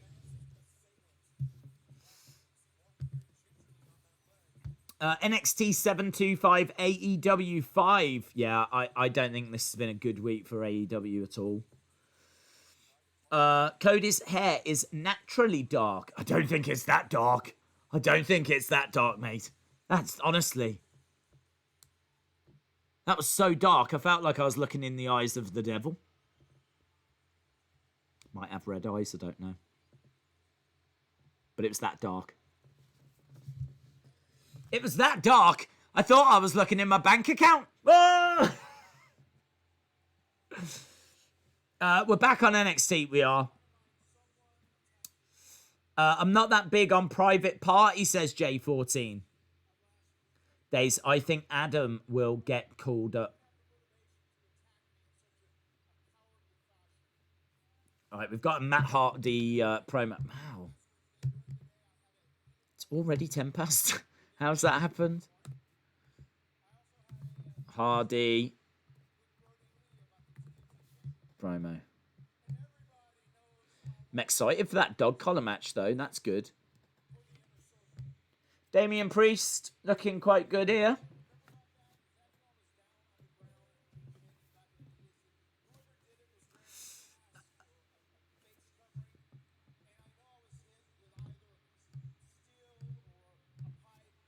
Damian Priest only gets a 2.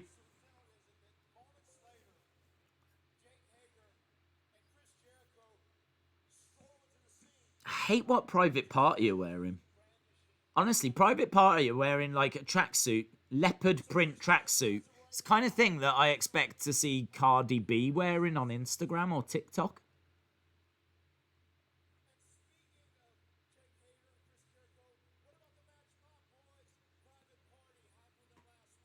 I think Johnny is going to come out over here in 24 hours. 220 people have got the virus and the school is closed. Yeah, it's flaring up everywhere. It's awful. Awful. What isn't awful is seemingly this back and forth match between Damian Priest and Austin Theory. So we've just got a promo right now, Private Party and Matt Hardy. But over on NXT, we've got a very interesting match between Damian Priest and Austin Theory. Theory, so good in the ring. Very impressive. Damian Priest just looks like an absolute beast as well. Some slaps to the face by Theory. Damian Priest grabbing Theory by the throat. Looking to choke slam him. Back elbow by Theory. Theory, no. Oh, lovely spinning kick there by Damian Priest. Theory goes down. Theory looking for like a razor's edge onto the edge of the ring. Brutal. And here we go. Look, Damian Priest looking to put Theory away. Boom. Here's Jericho, by the way. Damian Priest, 1, 2, 3. Damian Priest has beaten Austin Theory.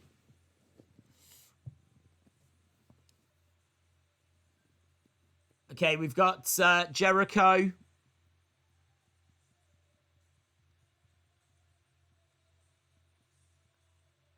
We always have to wait, about 5 minutes so that everyone can just sing along to Judas.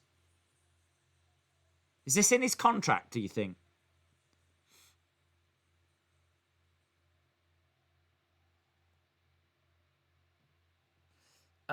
Great performance by Austin Theory.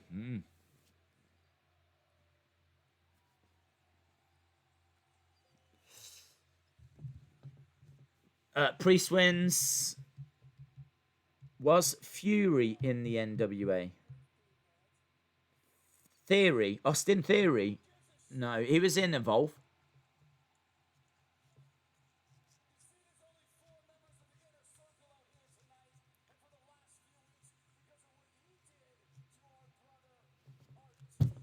So there's only Jericho says there's only 4 members of the Inner Circle here because of what you did to Sammy Guevara.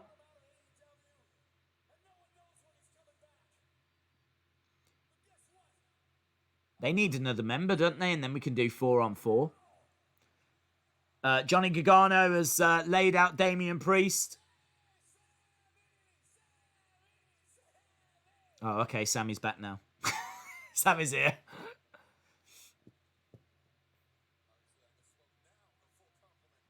Okay, well, that now means that they need 2 members, Private Party. And then you could do 5-on-5. Good outing for Theory. That was a heck of a match.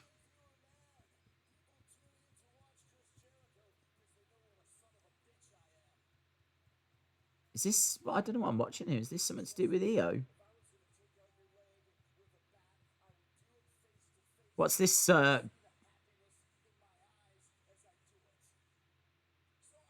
What is this? What is this green?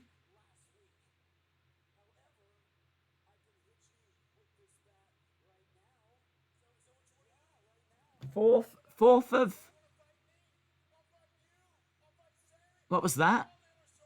What the heck? Yeah, I don't know.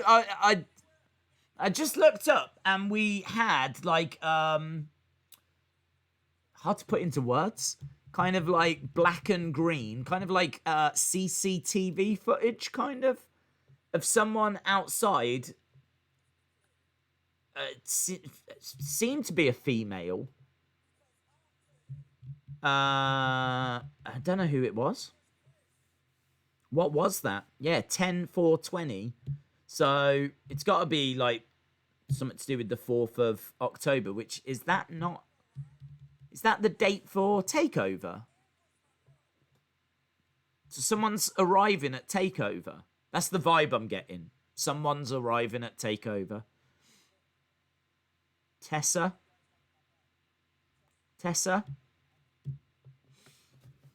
I thought it was just a commercial. Well, I don't think so. That's the date of takeover, yeah. Joe Gacy. Oh, do you think it was a guy? I thought it was a girl. Well, there we go. They're teasing something. And in all fairness, they need to tease something for this takeover because I don't think it's the strongest. I think Io Candice is quite good. If they do Kushida or Kyle against Finn, that'll be interesting. But yeah, they could probably do with something. It's kind of a takeover that feels a bit rushed.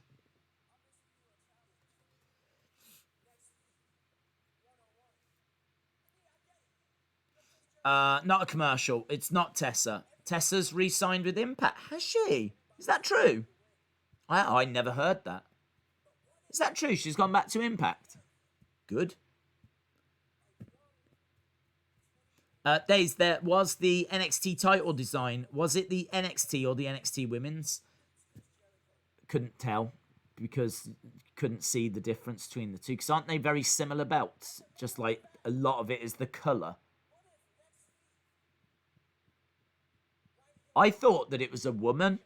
So I thought that it was the women's title. But now people are kind of saying it might not have been a woman. So I don't know. Isaiah Cassidy has called out Jericho. He wants to face Jericho next week.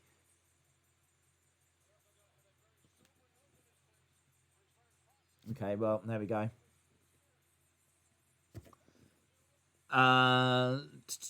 Let's move on. This sucks. Jericho needs better competition. Could it be Melina and her return? Maybe. Maybe. I mean, there was reports Melina was coming back, and then she came out and went, there's no truth to that. But, of course, she would say that. So, I don't know. Yeah, I don't know. I'm just going to wait for NXT to post it on Twitter. Tessa or Tony? If Tessa goes back to Impact, she's making a huge mistake. Well, I don't know. It depends if you know, if the... Might be that AEW and WWE don't want her. So what? Honestly, what are their options? You might not have any other options.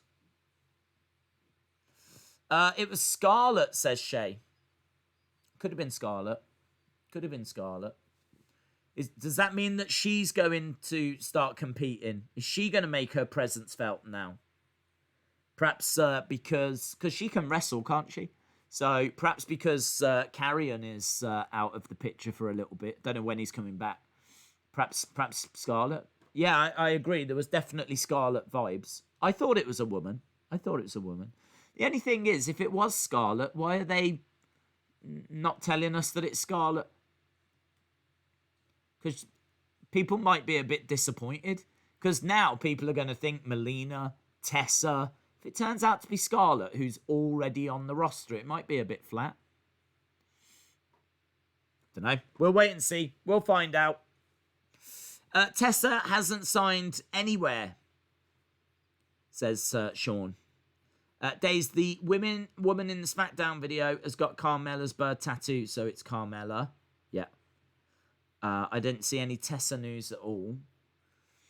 We've got Ridge Holland making his way down. I think it's Dexter Lumis. It didn't look like Dexter Lumis. It looked like a woman. Unless he's become a woman. I didn't get the vibe it was him. Dextina Loomis. That's what he's become. Dextina Loomis. Right, Ridge Holland. Someone else that's definitely not a woman. And I don't know who he's facing.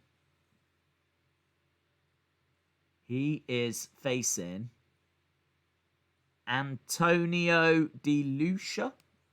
He could join Fantasma, Legado del Fantasma. He's got Mexican flag.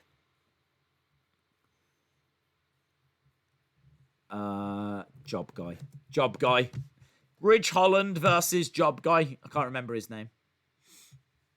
Right, I can tell you that AEW are at commercial break. We got less than 40 minutes. Oh, hello. What we got now? Is it FTR? I think FTR are in the ring now.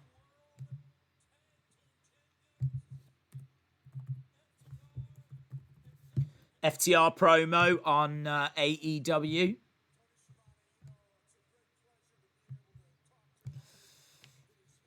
Days, it depends on which NXT title it was holding. Yeah, I didn't see. It was just the... I'd have to watch it again, but honestly, my gut feeling was that it looked like it was a woman. But I can't comment.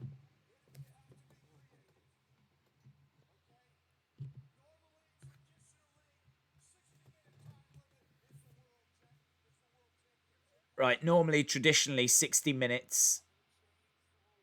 Okay, Tully says we're not going to do that. We've checked it out.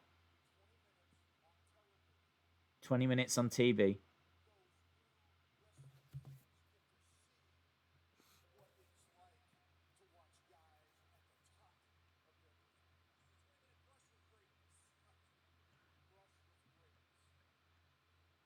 So normally a title match is an hour time limit. Tully says now it's going to be 20 for these titles.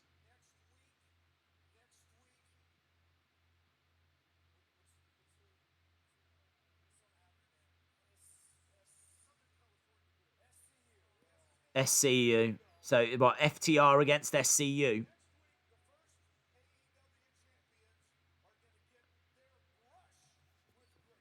Right, okay. So next week, FTR against SCU, and it's I think, going to have a 20-minute time limit. Ridge Holland has been victorious. So there we go. Just a pretty squash victory for him. So Ridge Holland wins. I'm not sure what that's achieved, but, well, bit of momentum. EO backstage. Looking, dare I say, normal.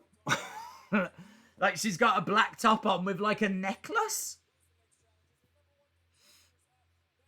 So used to her being like in just acting crazy. It's a bit weird seeing her in like just a normal black top with a necklace.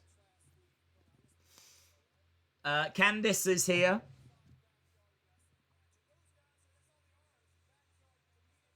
Now Johnny and Candice getting in the face. Here's Damian Priest. Nice. Nice. Candice and Johnny were getting in EO's face. The door opens. Damian Priest walks out. Don't get me wrong. The matches look like they're going to be quite good for TakeOver. Candice and EO should be a lot of fun. Johnny and Damien. I mean, I'm down for that. And coming up, we're going to have the gauntlet match starting next as well.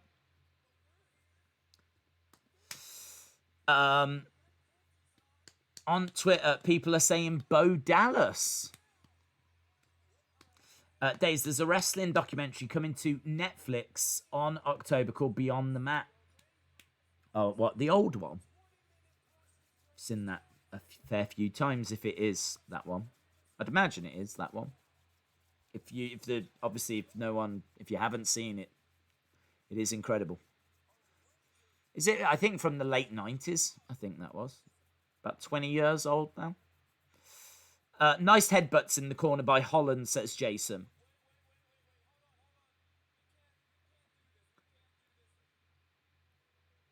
FTR are walking away from best friends.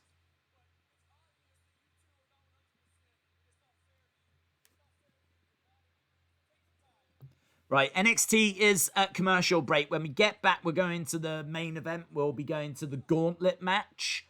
The winner will go on to TakeOver to face Finn Balor.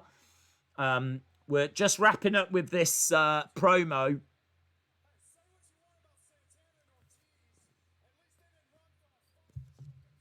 And I think, I've got to be honest, I think this has been a really bad AEW. Like, none of the matches have grabbed me.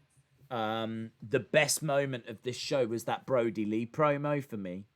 It was nice to see Miro with his in-ring debut, but nothing has knocked it out of the park or even come close, apart from that Brodie Lee promo. Cody coming back, I think, was cool as well. I'll give him props for that. So I'm not going to say that this was a disaster, but I would say well below what you would expect from a normal AEW Dynamite, you know? But of course, we have still got what will surely be a great championship match to come. And we've still got this women's tag match as well. I'm sticking with Tessa, says Wrestling Days fan. David says it was 100% a woman in the video. Yeah, I thought it was a woman, but, well. It's time for our main event on NXT. I want Kyle O'Reilly to win this match. Morgul says AEW has been great as usual. LSW says Days, the mystery vignette is an evolved talent. Tyler says, I'm going to watch NXT for the rest of the night. Jason says, I feel like the winner of the gauntlet match is going to come down to either Kushida or O'Reilly. John says, let's go Carl. Kyle needs to win. David Paul says, the late night Dynamite was better. Yeah, I did hear good stuff about that. Right, we've got Thunder Rosa making her way out.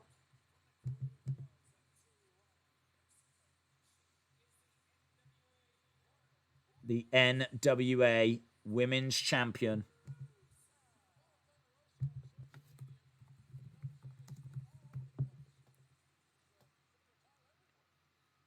JR says he's followed Thunder Rosa on social media and she's been all over the place, and we were saying that earlier.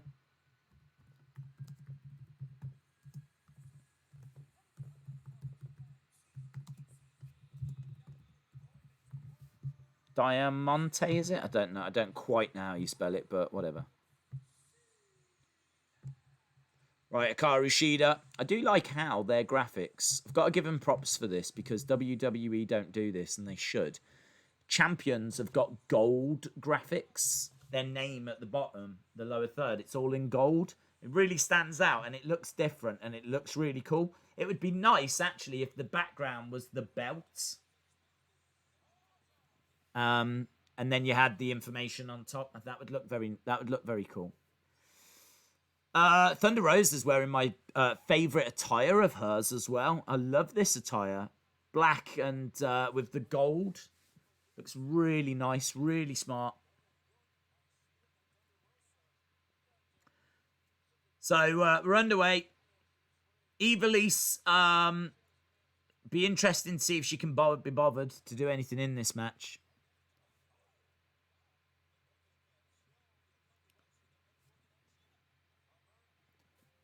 Next Wednesday, Shotzi Blackheart will be taking on Dakota Kai.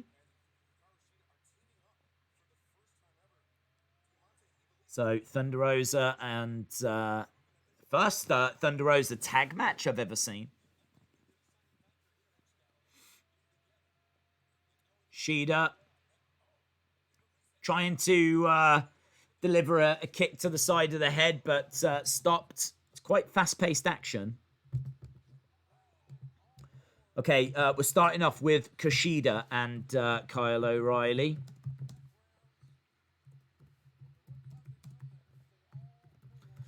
Now, I think every 4 minutes another competitor enters. So even though these two have started, they can still be there at the end. It is very much like a elimination chamber match, just without the elimination chamber. That was pointed out last week in the chat.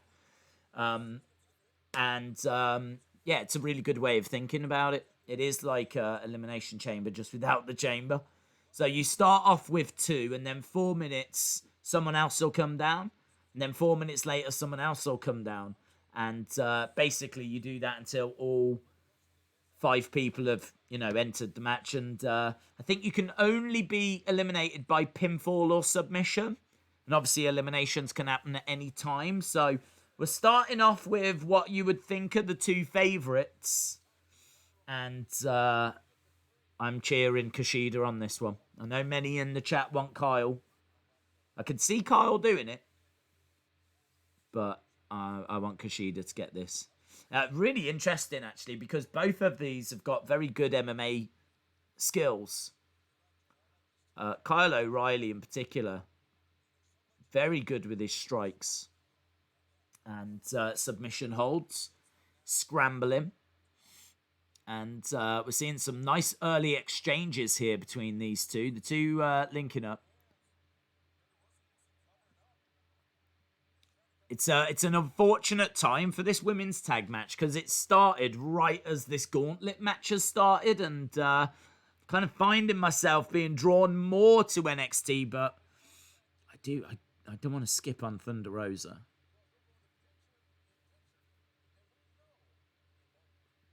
Commentary said Thunder Rosa's face paint is in honor of Animal, proving again just how wonderful she is. I haven't actually seen her face paint, to be honest. But that's very cool if it is. Nice uppercut by Diamante. Still to come. We've only got 28 minutes, but still to come. We do have an AEW World Championship match. Jon Moxley defending the title against Eddie Kingston. Daze, what are your thoughts on the Retribution names? I think they are the greatest thing I've ever heard. The single greatest thing I've ever heard. Imagine Finn Balor versus Bronson Reed. Finn is going to need a bunch of coup de grace.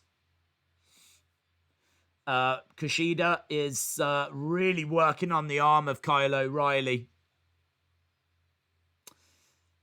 I've got Eddie winning, says Judas Fett. What, you think Eddie Kingston's going to be the new AEW World Champion?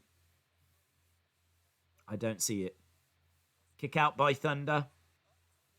Kicking out again. Thunder Rosa going up top. Missile drop kick. Down goes Ivelisse.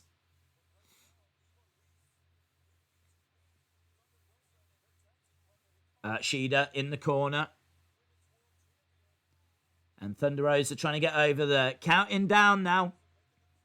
Next person about to come down. Shida goes running over, collides into Diamante, scoops up Ivelisse, backbreaker. He's got her up. No. Here we go. Next person is Bronson Reed. Bronson Reed. The next person coming down. So Bronson Reed is now entering this match. There's a nice photo of Thunder Rosa with Road Warrior Animal. Very cool. Third competitor, yep. So it's now Kushida versus Kyle O'Reilly versus Bronson Reed. And Bronson Reed is smashing into both of these. He puts Kushida up top. Goes after Kyle.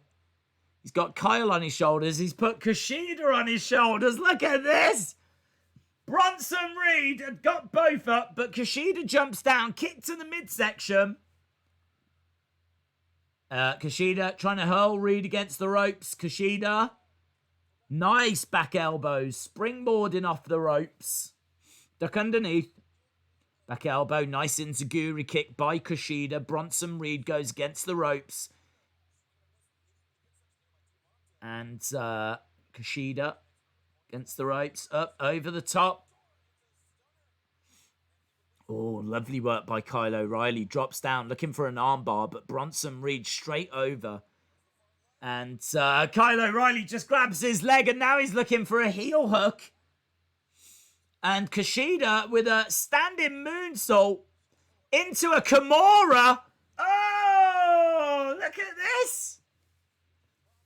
Lovely work by these three. Really great. Lovely standing vertical suplex by Bronson Reed into a senton. Goes crashing down. Really, really good stuff. Lovely action on NXT. Really great start to this gauntlet match.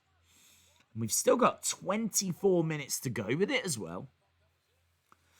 Over on AEW, we're still underway here with this match. You got Shida down on her knees. Diamante with a nice uppercut. Over the top. Sliced bread. Thunder Rosa just making the save. Out the ring goes Ivelisse. Bronson Reed is climbing up top. Kyle O'Reilly jumps up, delivers a big strike to Bronson Reed. I saw Kushida and Kyle live earlier this year. Monica King says it's very good. Why are they saving the wrestler from being submitted? Wouldn't you want them to get eliminated? That's a good point. That's a very good point.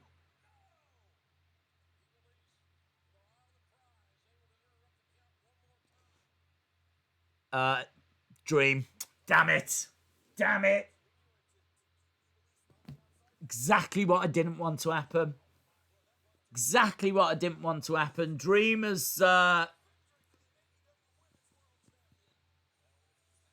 delivered a Valley Driver to Kushida. Kushida down. Bronson Reed. Big splash, and that's going to be it for Kushida.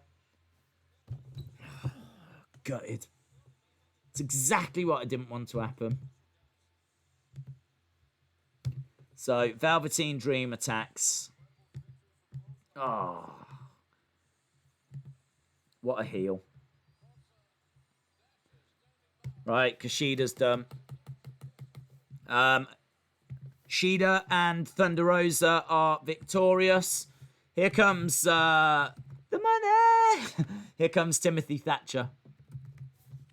Here come the money. Right, we're backstage with we've gone to commercial break. Stupid Velveteen Dream.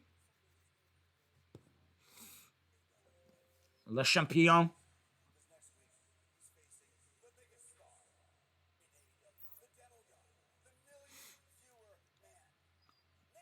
The million viewer man.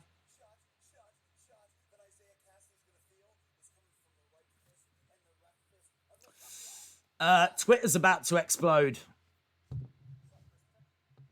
Twitter is about to explode. MJF.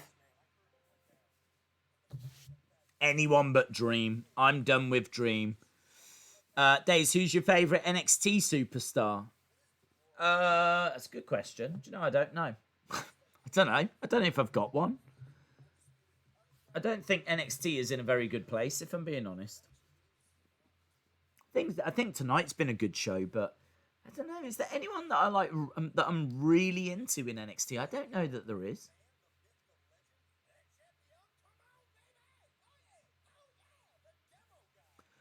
I know it's serious, but I like Dream, says Nelson. This is effing stupid. Kyle for the win. The chances for him to win are now higher. Yes, they are.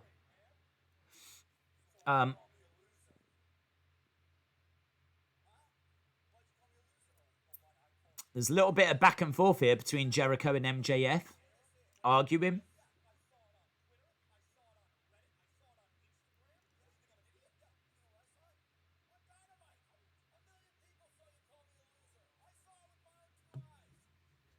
Okay, these two are arguing. I don't know what this is leading towards. And this is going to be a heel versus heel match.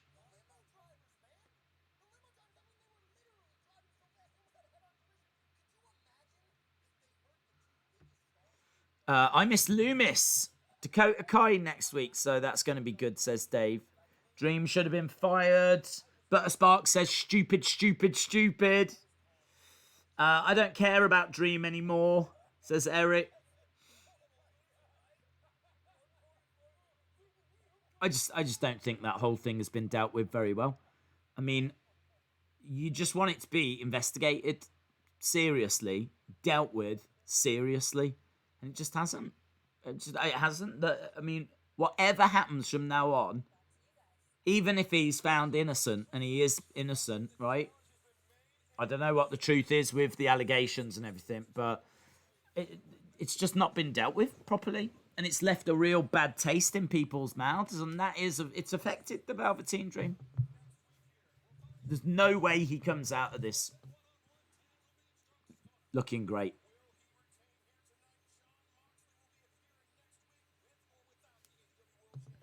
John Moxley is appearing next week. Oh. October 7th is a 30-year celebration of Jericho on October 7th. That's cool. That's very cool. 30 years for Jericho. Velveteen Dream, Kushida. Yeah. Because that's exactly what Twitter wanted. Eddie Kingston versus John Moxley is the next match. It's not going to have tons of time. We're at commercial break. By the time we've come back, they've done entrances and everything. They're going to have around about 15 minutes. And then you got another break to add into that as well.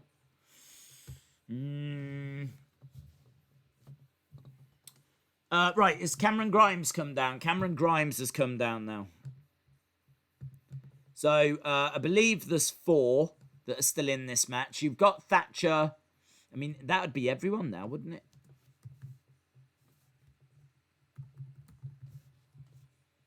Okay, so Cameron Grimes is in the match.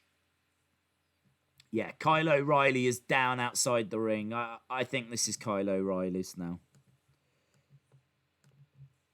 For me, the 2 favourites started this match.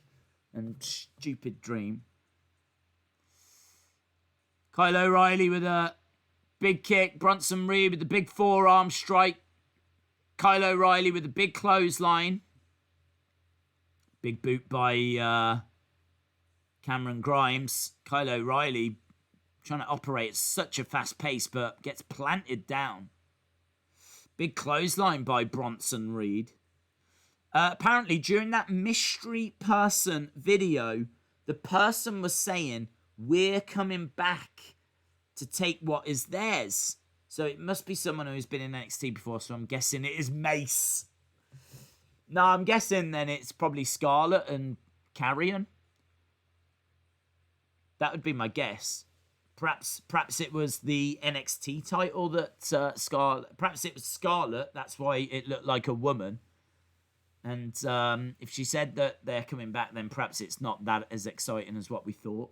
Perhaps it is just a little video package for the return of Scarlett and Carrion.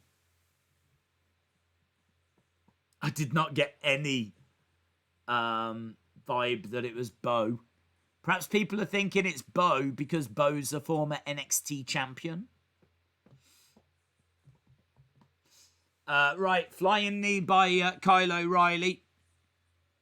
On AEW Dark, Kingston looked like he was having a hard time breathing during his match. He kept grabbing at his chest and breathing hard, says Jennifer. Oh, thank you for that info. Might be something to keep an eye out for. Days, it was both championships. Oh. Shout out to you, LSW. Jim says, I think it was difficult to confuse Bronson Reed and Kyle O'Reilly. There's been rumblings the Forgotten Sons are returning. Have seen that. I have seen that, yeah. Right, Eddie Kingston in the ring. Getting a pretty quick entrance. As we said, we haven't got loads of time left. There's 15 minutes. Oh, Bronson Reed slamming down Thatcher hard. Thatcher kicks out. Moxley making his way to the ring.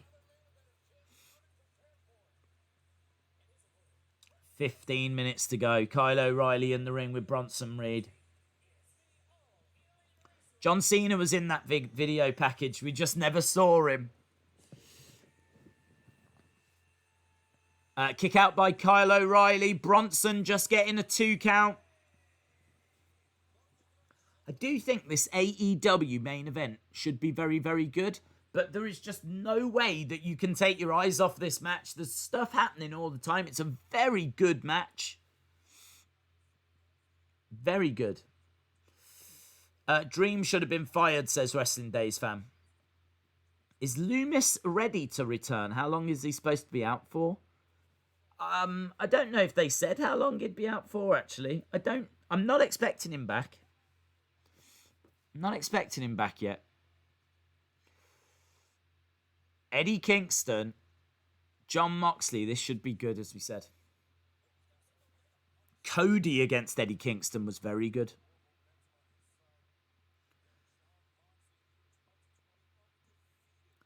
Eddie Kingston looks like a baddie that Bruce Lee would have faced.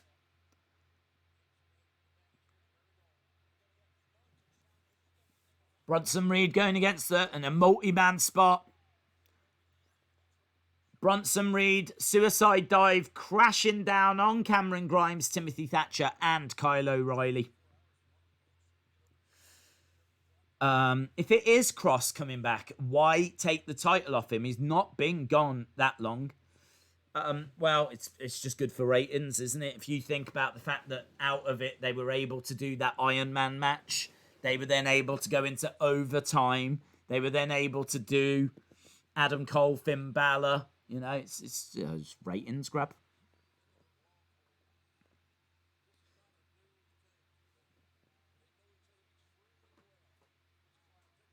Nice work. We're at commercial break for NXT. Bronson Reed might be the MVP of this match, says Jason. He's putting in a great performance. I agree. Maybe Kyle O'Reilly as well. He's had some real explosive moments, and he started the match as well, so he's been in there the longest. Why does Kingston look like a genie? Says someone in the fight chat. That's fun. He does look like a genie. Every time I look at him now, I've got Arabian Nights going off in my head. Da, da, da, da, da.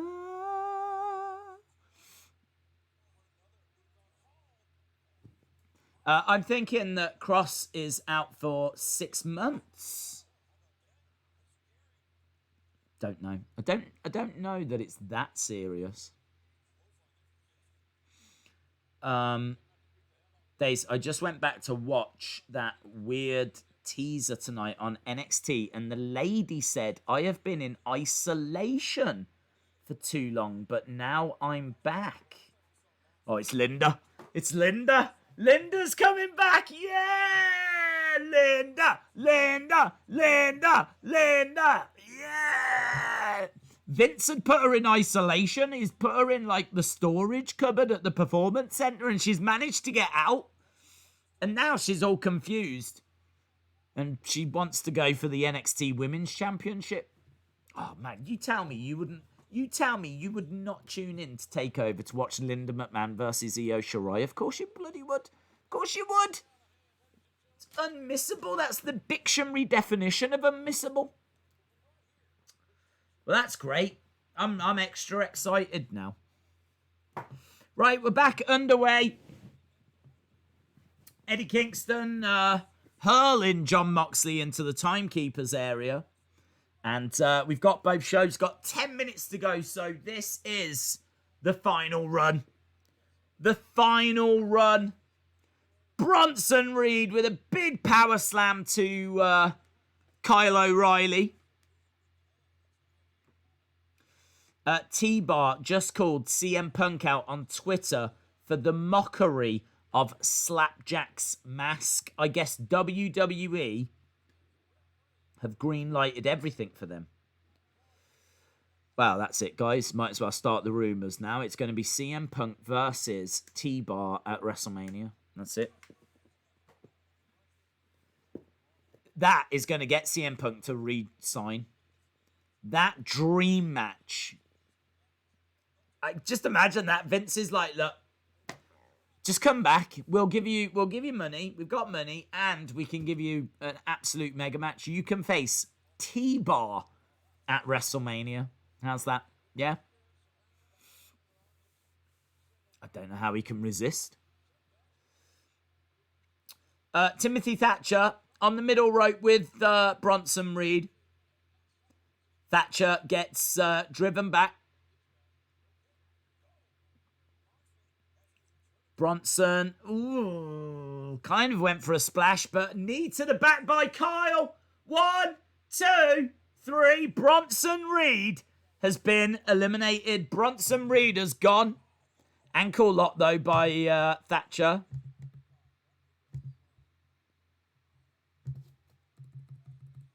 Reed has gone. We're down to 3.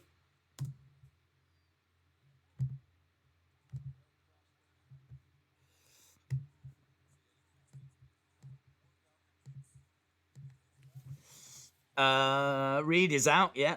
T-Bar is the GOAT, says Shay.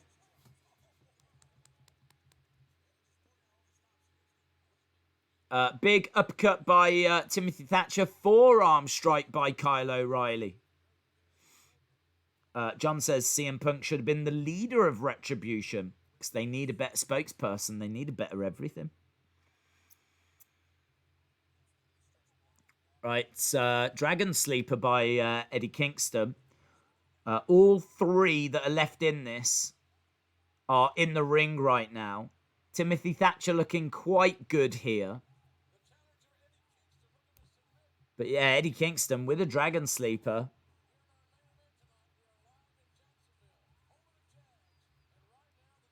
I'm going that it's for Ember Moon. Ooh. How bad do you think Mia Yim and Mercedes Martinez names are going to be? Bad. Judging by Slapjack, Mace, and T-Bar. Bad. Forearm strikes being traded back and forth here between Thatcher and Kyle. Kyle with kick to the midsection. Oh, Enziguri by Kyle. Misses Timothy Thatcher, but he still catches Cameron Grimes. Thatcher going over. And Kyle working. Oh, sleeper hold by Thatcher. Cameron Grimes trying to fire in a kick. So, ankle lock by... oh, he's fading. Kyle seemed to be fading. Reversed. Managed to get a pin on Thatcher, but Thatcher kicks out. Grimes gets thrown. It's a little clunky now. Some big strikes coming in by Kyle O'Reilly. Can't take your eyes off it. I think the problem is I just don't realistically believe that Kingston's going to win the title. So I'm sure it's a great match, but this is definitely getting my attention more. Kyle, forearm strike.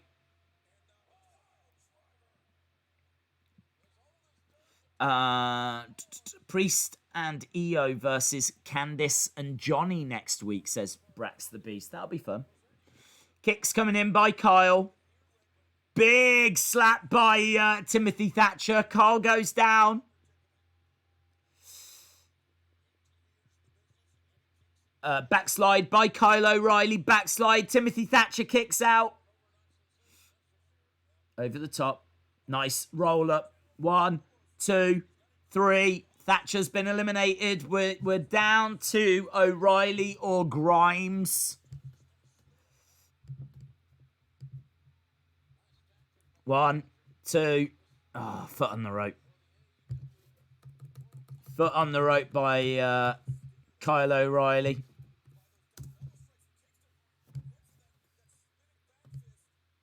I don't know why they're helping each other when they're in a submission match. If I was Grimes, I would have let Thatcher put Kyle out. So we're down to 2 on NXT. Over on AEW, we've got them throwing chops back and forth at each other.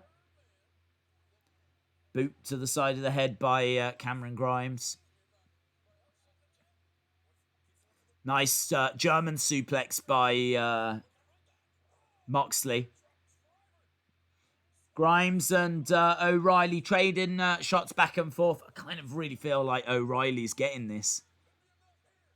Bit of a Spanish fly by Grimes to kick out by Kyle O'Reilly. Kick out by Jericho. You can see the pain on the face of Eddie Kingston there.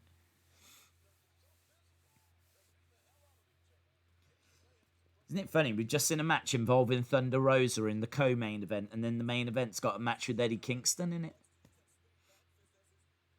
I feel like I'm watching NWA Power. Let's go, Carl, says Wrestling Days fan. What a war, says Robin.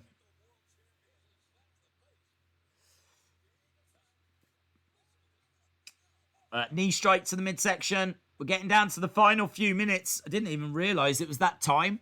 We've literally got a couple of minutes.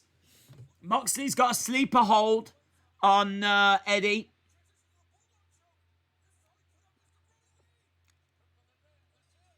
There we go.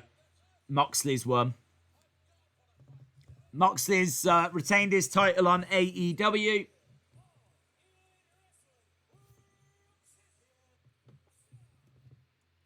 Cameron Grimes looking for that double stomp. Kyle O'Reilly moves out the way. O'Reilly rolling through. He's managed to grab hold of the leg and is Cameron tap him? Cameron taps. Kyle wins it. Kyle O'Reilly is going to go on to face Finn Balor. And Lucha Bros have come out. Oh, Hobbs is here. Wow, they're really pushing Hobbs, aren't they? Look at this. Hobbs in the main event. Firing some big strikes in on Lucha Bros and Eddie Kingston. So we've got... wow, I do like to see them using Hobbs.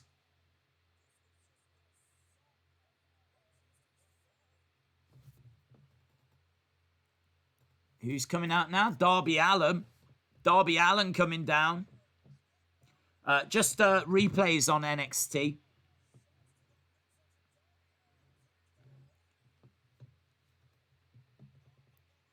Ricky Starks coming down. Spear by Ricky Starks. Here's Taz.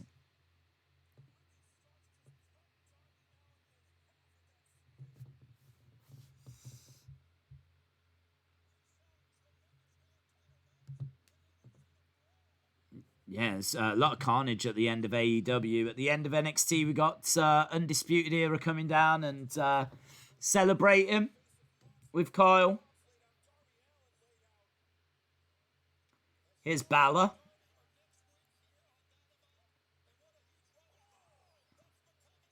So Balor's come out. Balor just staring at Kyle O'Reilly.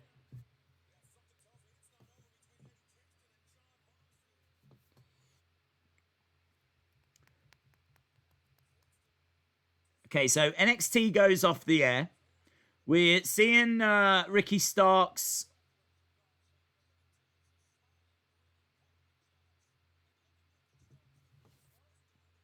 planting Darby Allin. Where's Fish?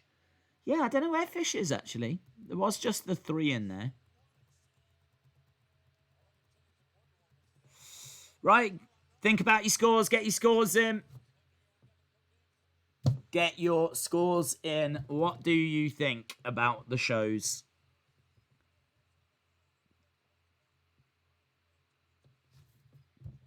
Monica says, great main events. Adam Cole, Bay. NXT 8, AEW 6.7, says Sonny. Brax the Beast says NXT 10 out of 10. Brony says NXT was a good show tonight. RJ Madma says NXT 7.75, AEW 6. Robin813 says NXT 9. John Costello, shout out to you, my friend. Future Compilation says NXT 8, AEW 7.5. Creed says NXT 8.5, AEW 6.9. Jason says NXT 8. Christian says 9. Brony says NXT 7.5.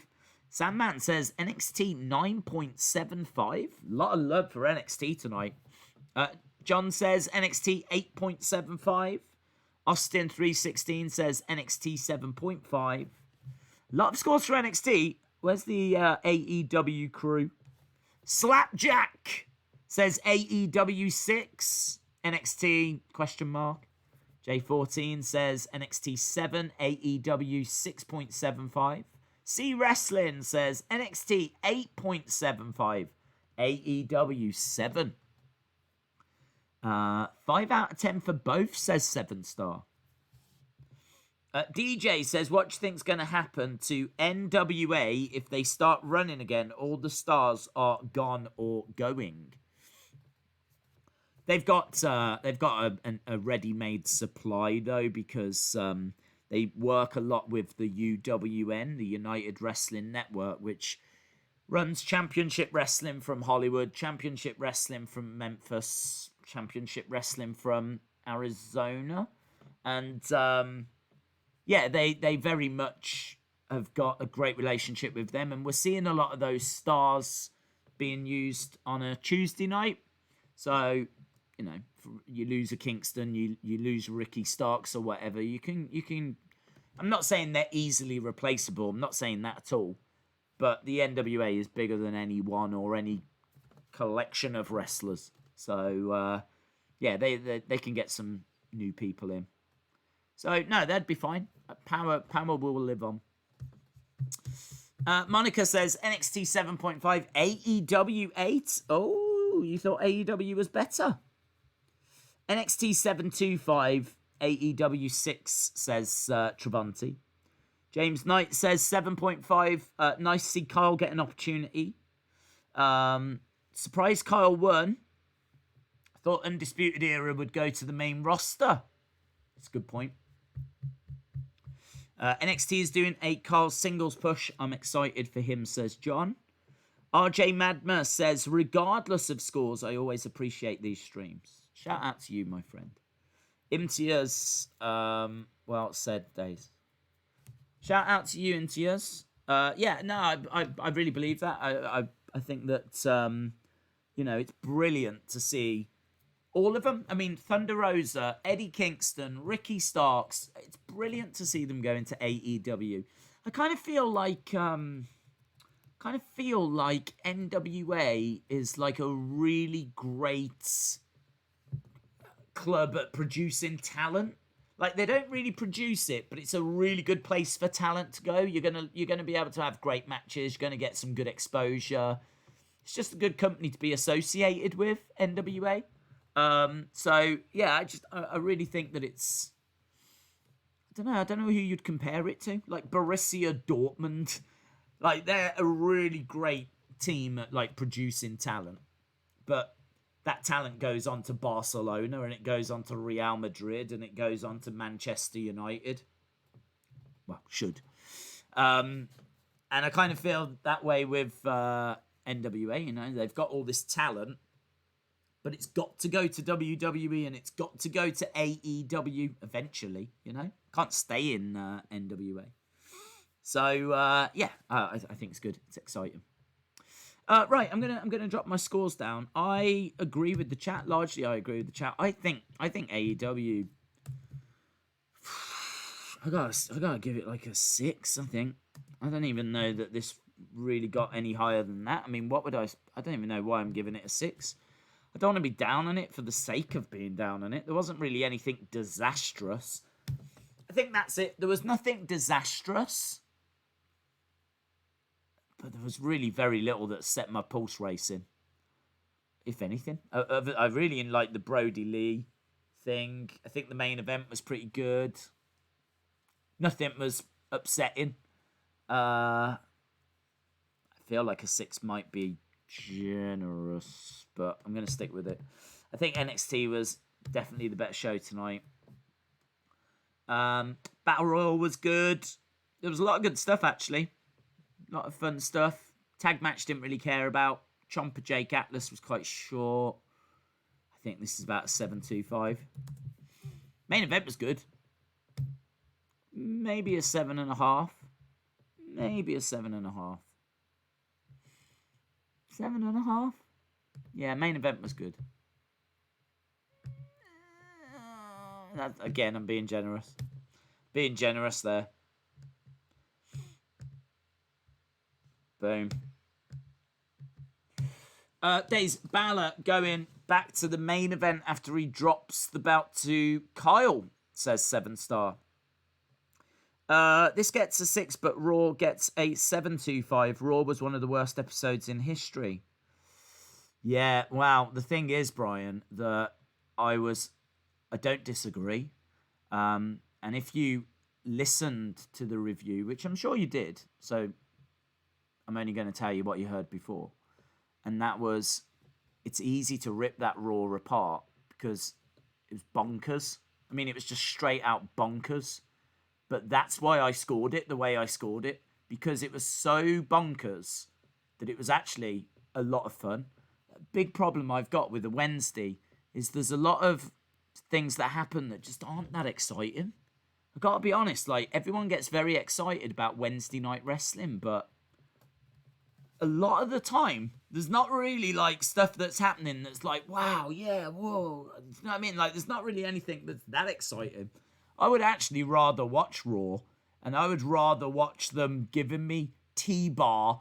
I mean, a lot of what we've spoke about on this stream is the names of Retribution, and you can look at it and go, oh, well, that deserves to score Raw down because the names are so stupid. But equally, we had so much fun with it that I really enjoyed the show.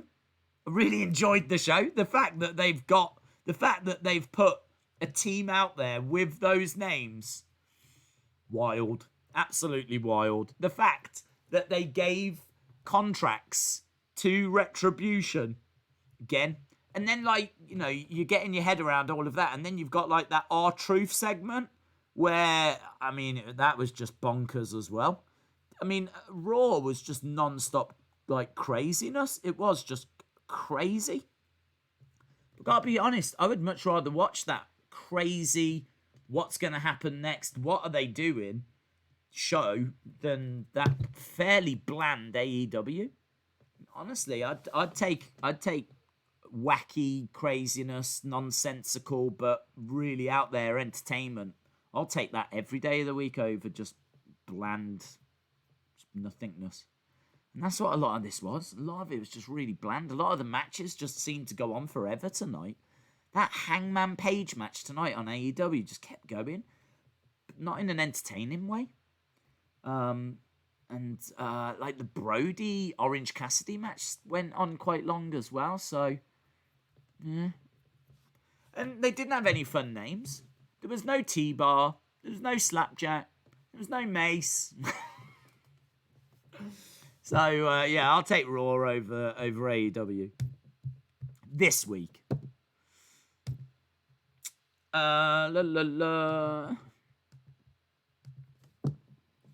Days, can I get a shout out? And thanks for the stream.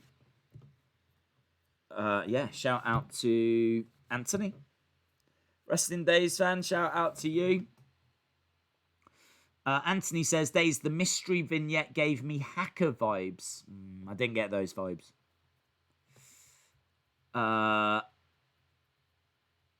NXT was great. Raw was good. Let me put this out there. Fridays are the best. I agree. Let's go glue gun. Could be. Yeah. Could be glue gun.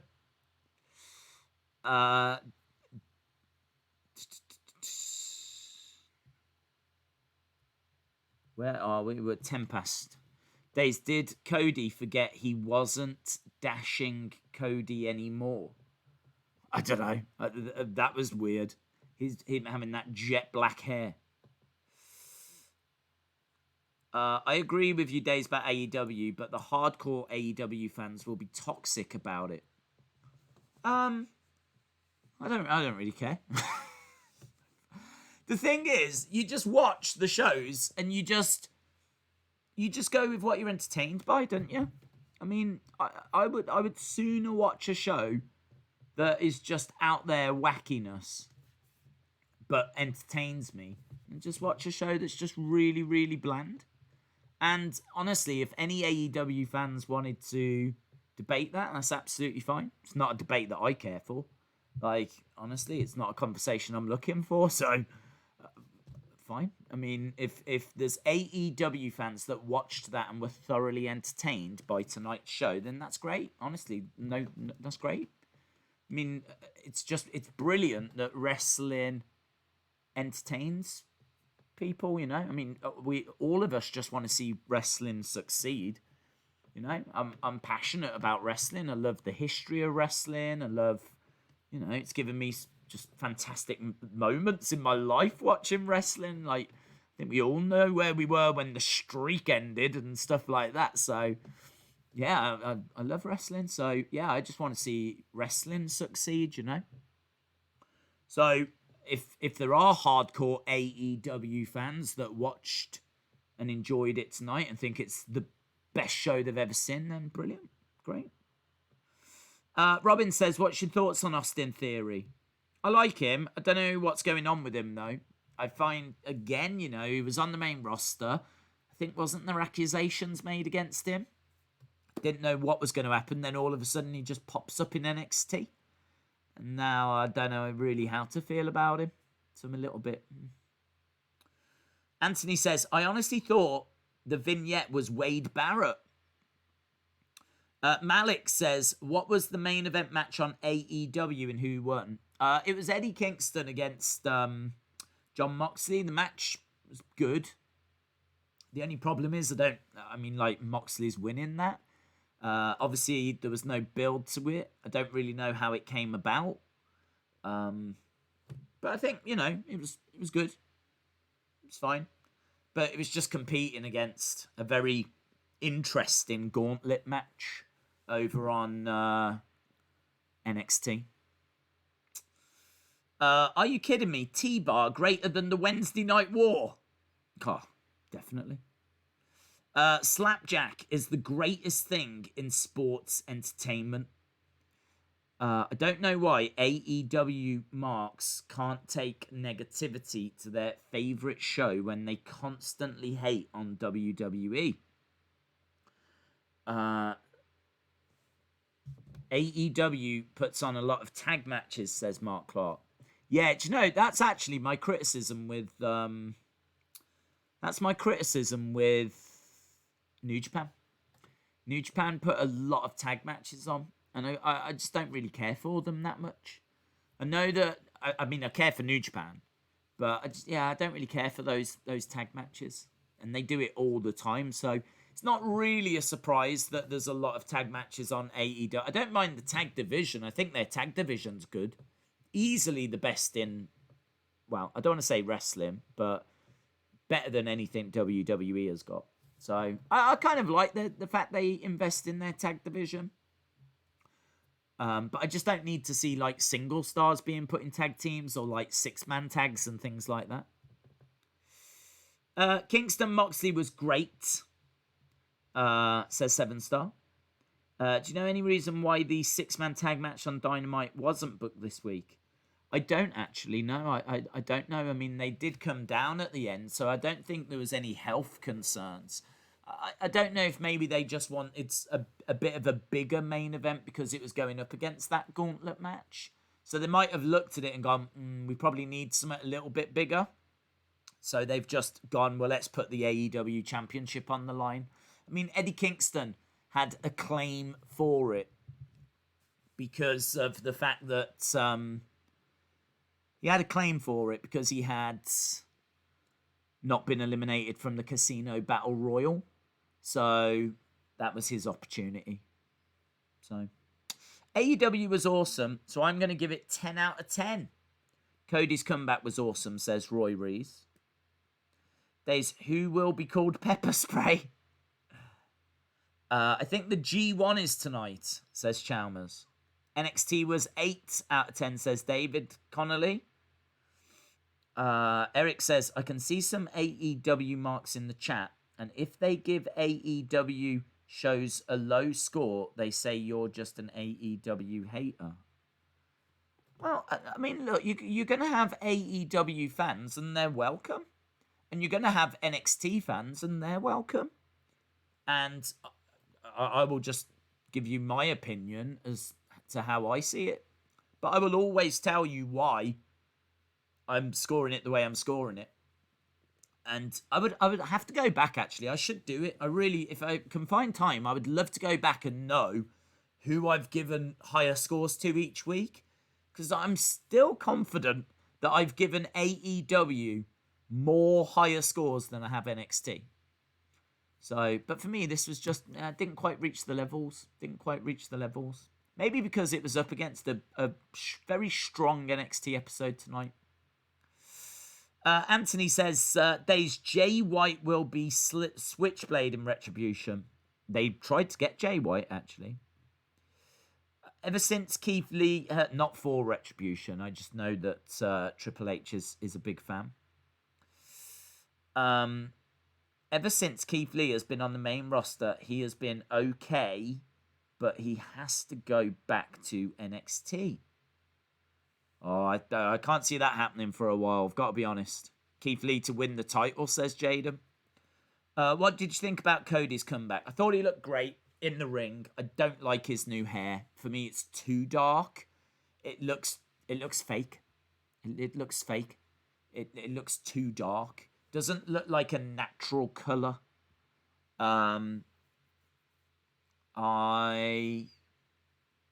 Because like his natural colour, I'm sure it was his natural colour in like WWE when he was like dashing Cody. Whereas this looks like it's really, really dyed. Really, really dyed. So I don't know. Maybe I'll get used to it, but I don't like it at the moment.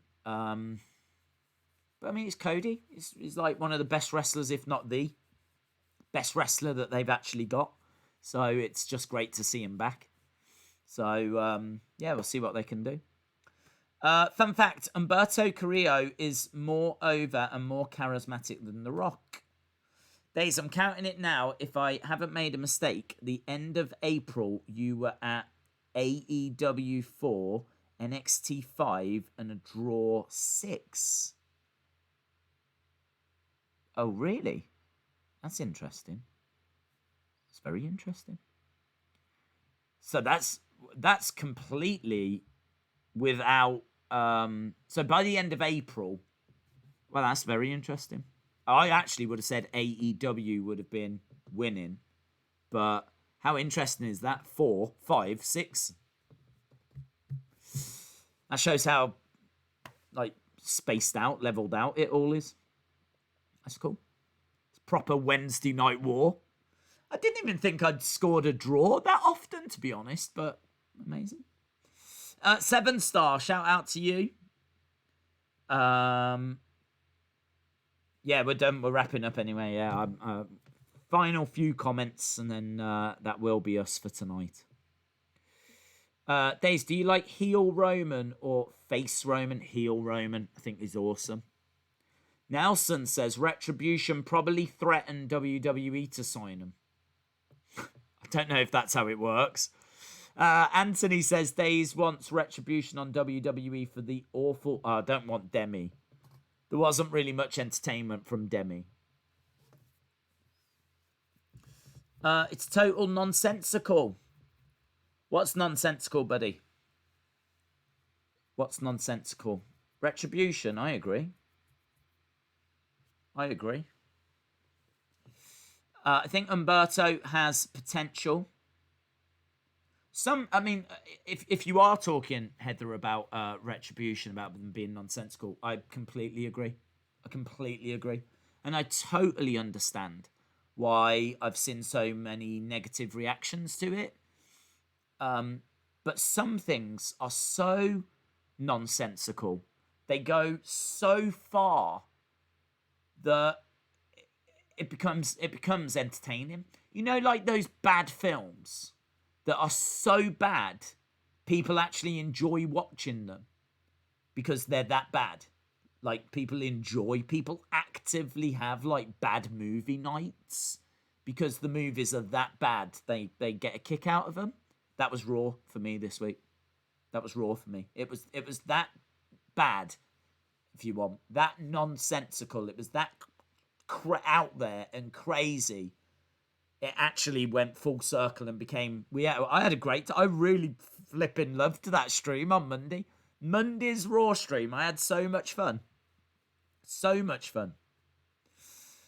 Who do you think the mystery person is on NXT? I honestly don't know. I mean, my first gut feeling was that it was a woman like Tessa, someone along those lines. So yeah, I wasn't too sure, but I need to listen to it. I didn't have sound for NXT tonight. I turned it down so I could like listen to AEW, and yeah. So as a result, I missed out on what was said. But apparently, it was a female voice that said that they'd been in isolation for a bit too long. So, good comment by someone saying it could be Ember Moon. That would be great. So I'm not sure. I do think it's a woman, though. I do think it's a woman. Kevin says Lance Archer has got COVID. That's true, yes. Why is Raw so bad? 1999 was so good, says Dom. I love Slapjack, says Eric. I love T-Bar, says Eric. I love Demi, says Eric. Who do you want the mystery person to be? I want it to be someone new. I don't really know if I've got a name who I want it to be. I don't want it to be Tessa. I suppose Ember would be cool. That would be nice. Just because I'd like to see her back because I'm worried that she might never come back. I'm worried that her injury could be ruling her out for good, and I really hope that's not the case. So, I don't know. Difficult. Who do you want it to be? We'll finish up on that. Who do you want it to be? Who do you want that mystery person to be? Do you think the Young Bucks will turn heel now? Yeah, I think they have turned heel now, yes. I love glue gun, says Eric. Jaden says, they say that Rey Mysterio's daughter is going to join Seth in the future. Did you hear about Melina coming back? She denied it. So I'm not sure that she is, but it could be her. Brandon wants it to be Mia Yim. Yes, that'd be a great way to get her out of Retribution, wouldn't it? That'd be a great way to get her out of Retribution. Nia Jax. Robin says Bo Dallas, James Storm, or Joe Gacy. Loomis. I don't think it was a guy. I think it was a female voice. That's what's being said. So I don't know that it's going to be Loomis or Joe Gacy or Dallas, Bo Dallas. Wrestling Days fan says Tessa, as long as the allegations are investigated. Very mature answer, Wrestling Days fan. Chalmers says female, maybe Ember. If it is going to be a male, then Dexter Loomis. Kairi Sane, says Kevin. Ooh. Amazing. Yeah, good shout. Cora says anybody. It's going to be T-Bar, says Eric. It's going to be T-Bar. Eve Torres, says Dallas Stars fan. I tell you what, these names are all over the place. All over the place. A few Nia Jax, though, coming in. A few for Nia Jax. It was Brock or Brock. Yeah, that's how they're going to bring Brock back. Future Compilation says, well, if it's female, then Eva Marie. He or she said they'd supported NXT for years now. So who could it be? And they've already been NXT or Women's Champion. So who could it be? It surely can't be any upcoming stars. Yeah, good shout. I mean, there's lots of different ways they could have supported NXT.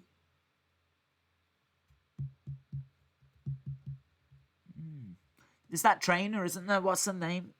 Oh, she would be great, but I don't think it's going to be her. Oh, what's her name? Can't remember her name. I don't think it'd be her anyway. But she's a trainer for NXT. She trains all the women. I mean, she's a woman and she's supported NXT. She's trained them all. But it wouldn't be her. It's going to be Abby the Undertaker Witch. Cameron, says Shay. Somebody call your mama. Well, there we go. On that bombshell, I think we will wrap up. Thank you, everyone, for joining us. It was pretty fun. Some high moments, some really good matches and things. But, of course, we are going to be back for... well, I don't know what we're doing tomorrow, to be honest. But we'll be back for SmackDown on Friday. And, well, this weekend is huge. We've got UFC on Saturday and Clash of Champions on Sunday. So, yeah, as I said, not sure what we're doing tomorrow, but SmackDown, followed by UFC. One of the biggest UFC shows of the year, by the way. We're back to Fight Island, and we've got 2 title matches.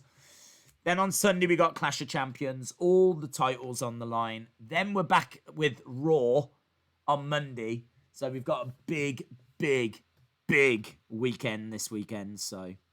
Awesome, guys. Thanks a lot for watching, and hopefully see you again next time. Bye for now.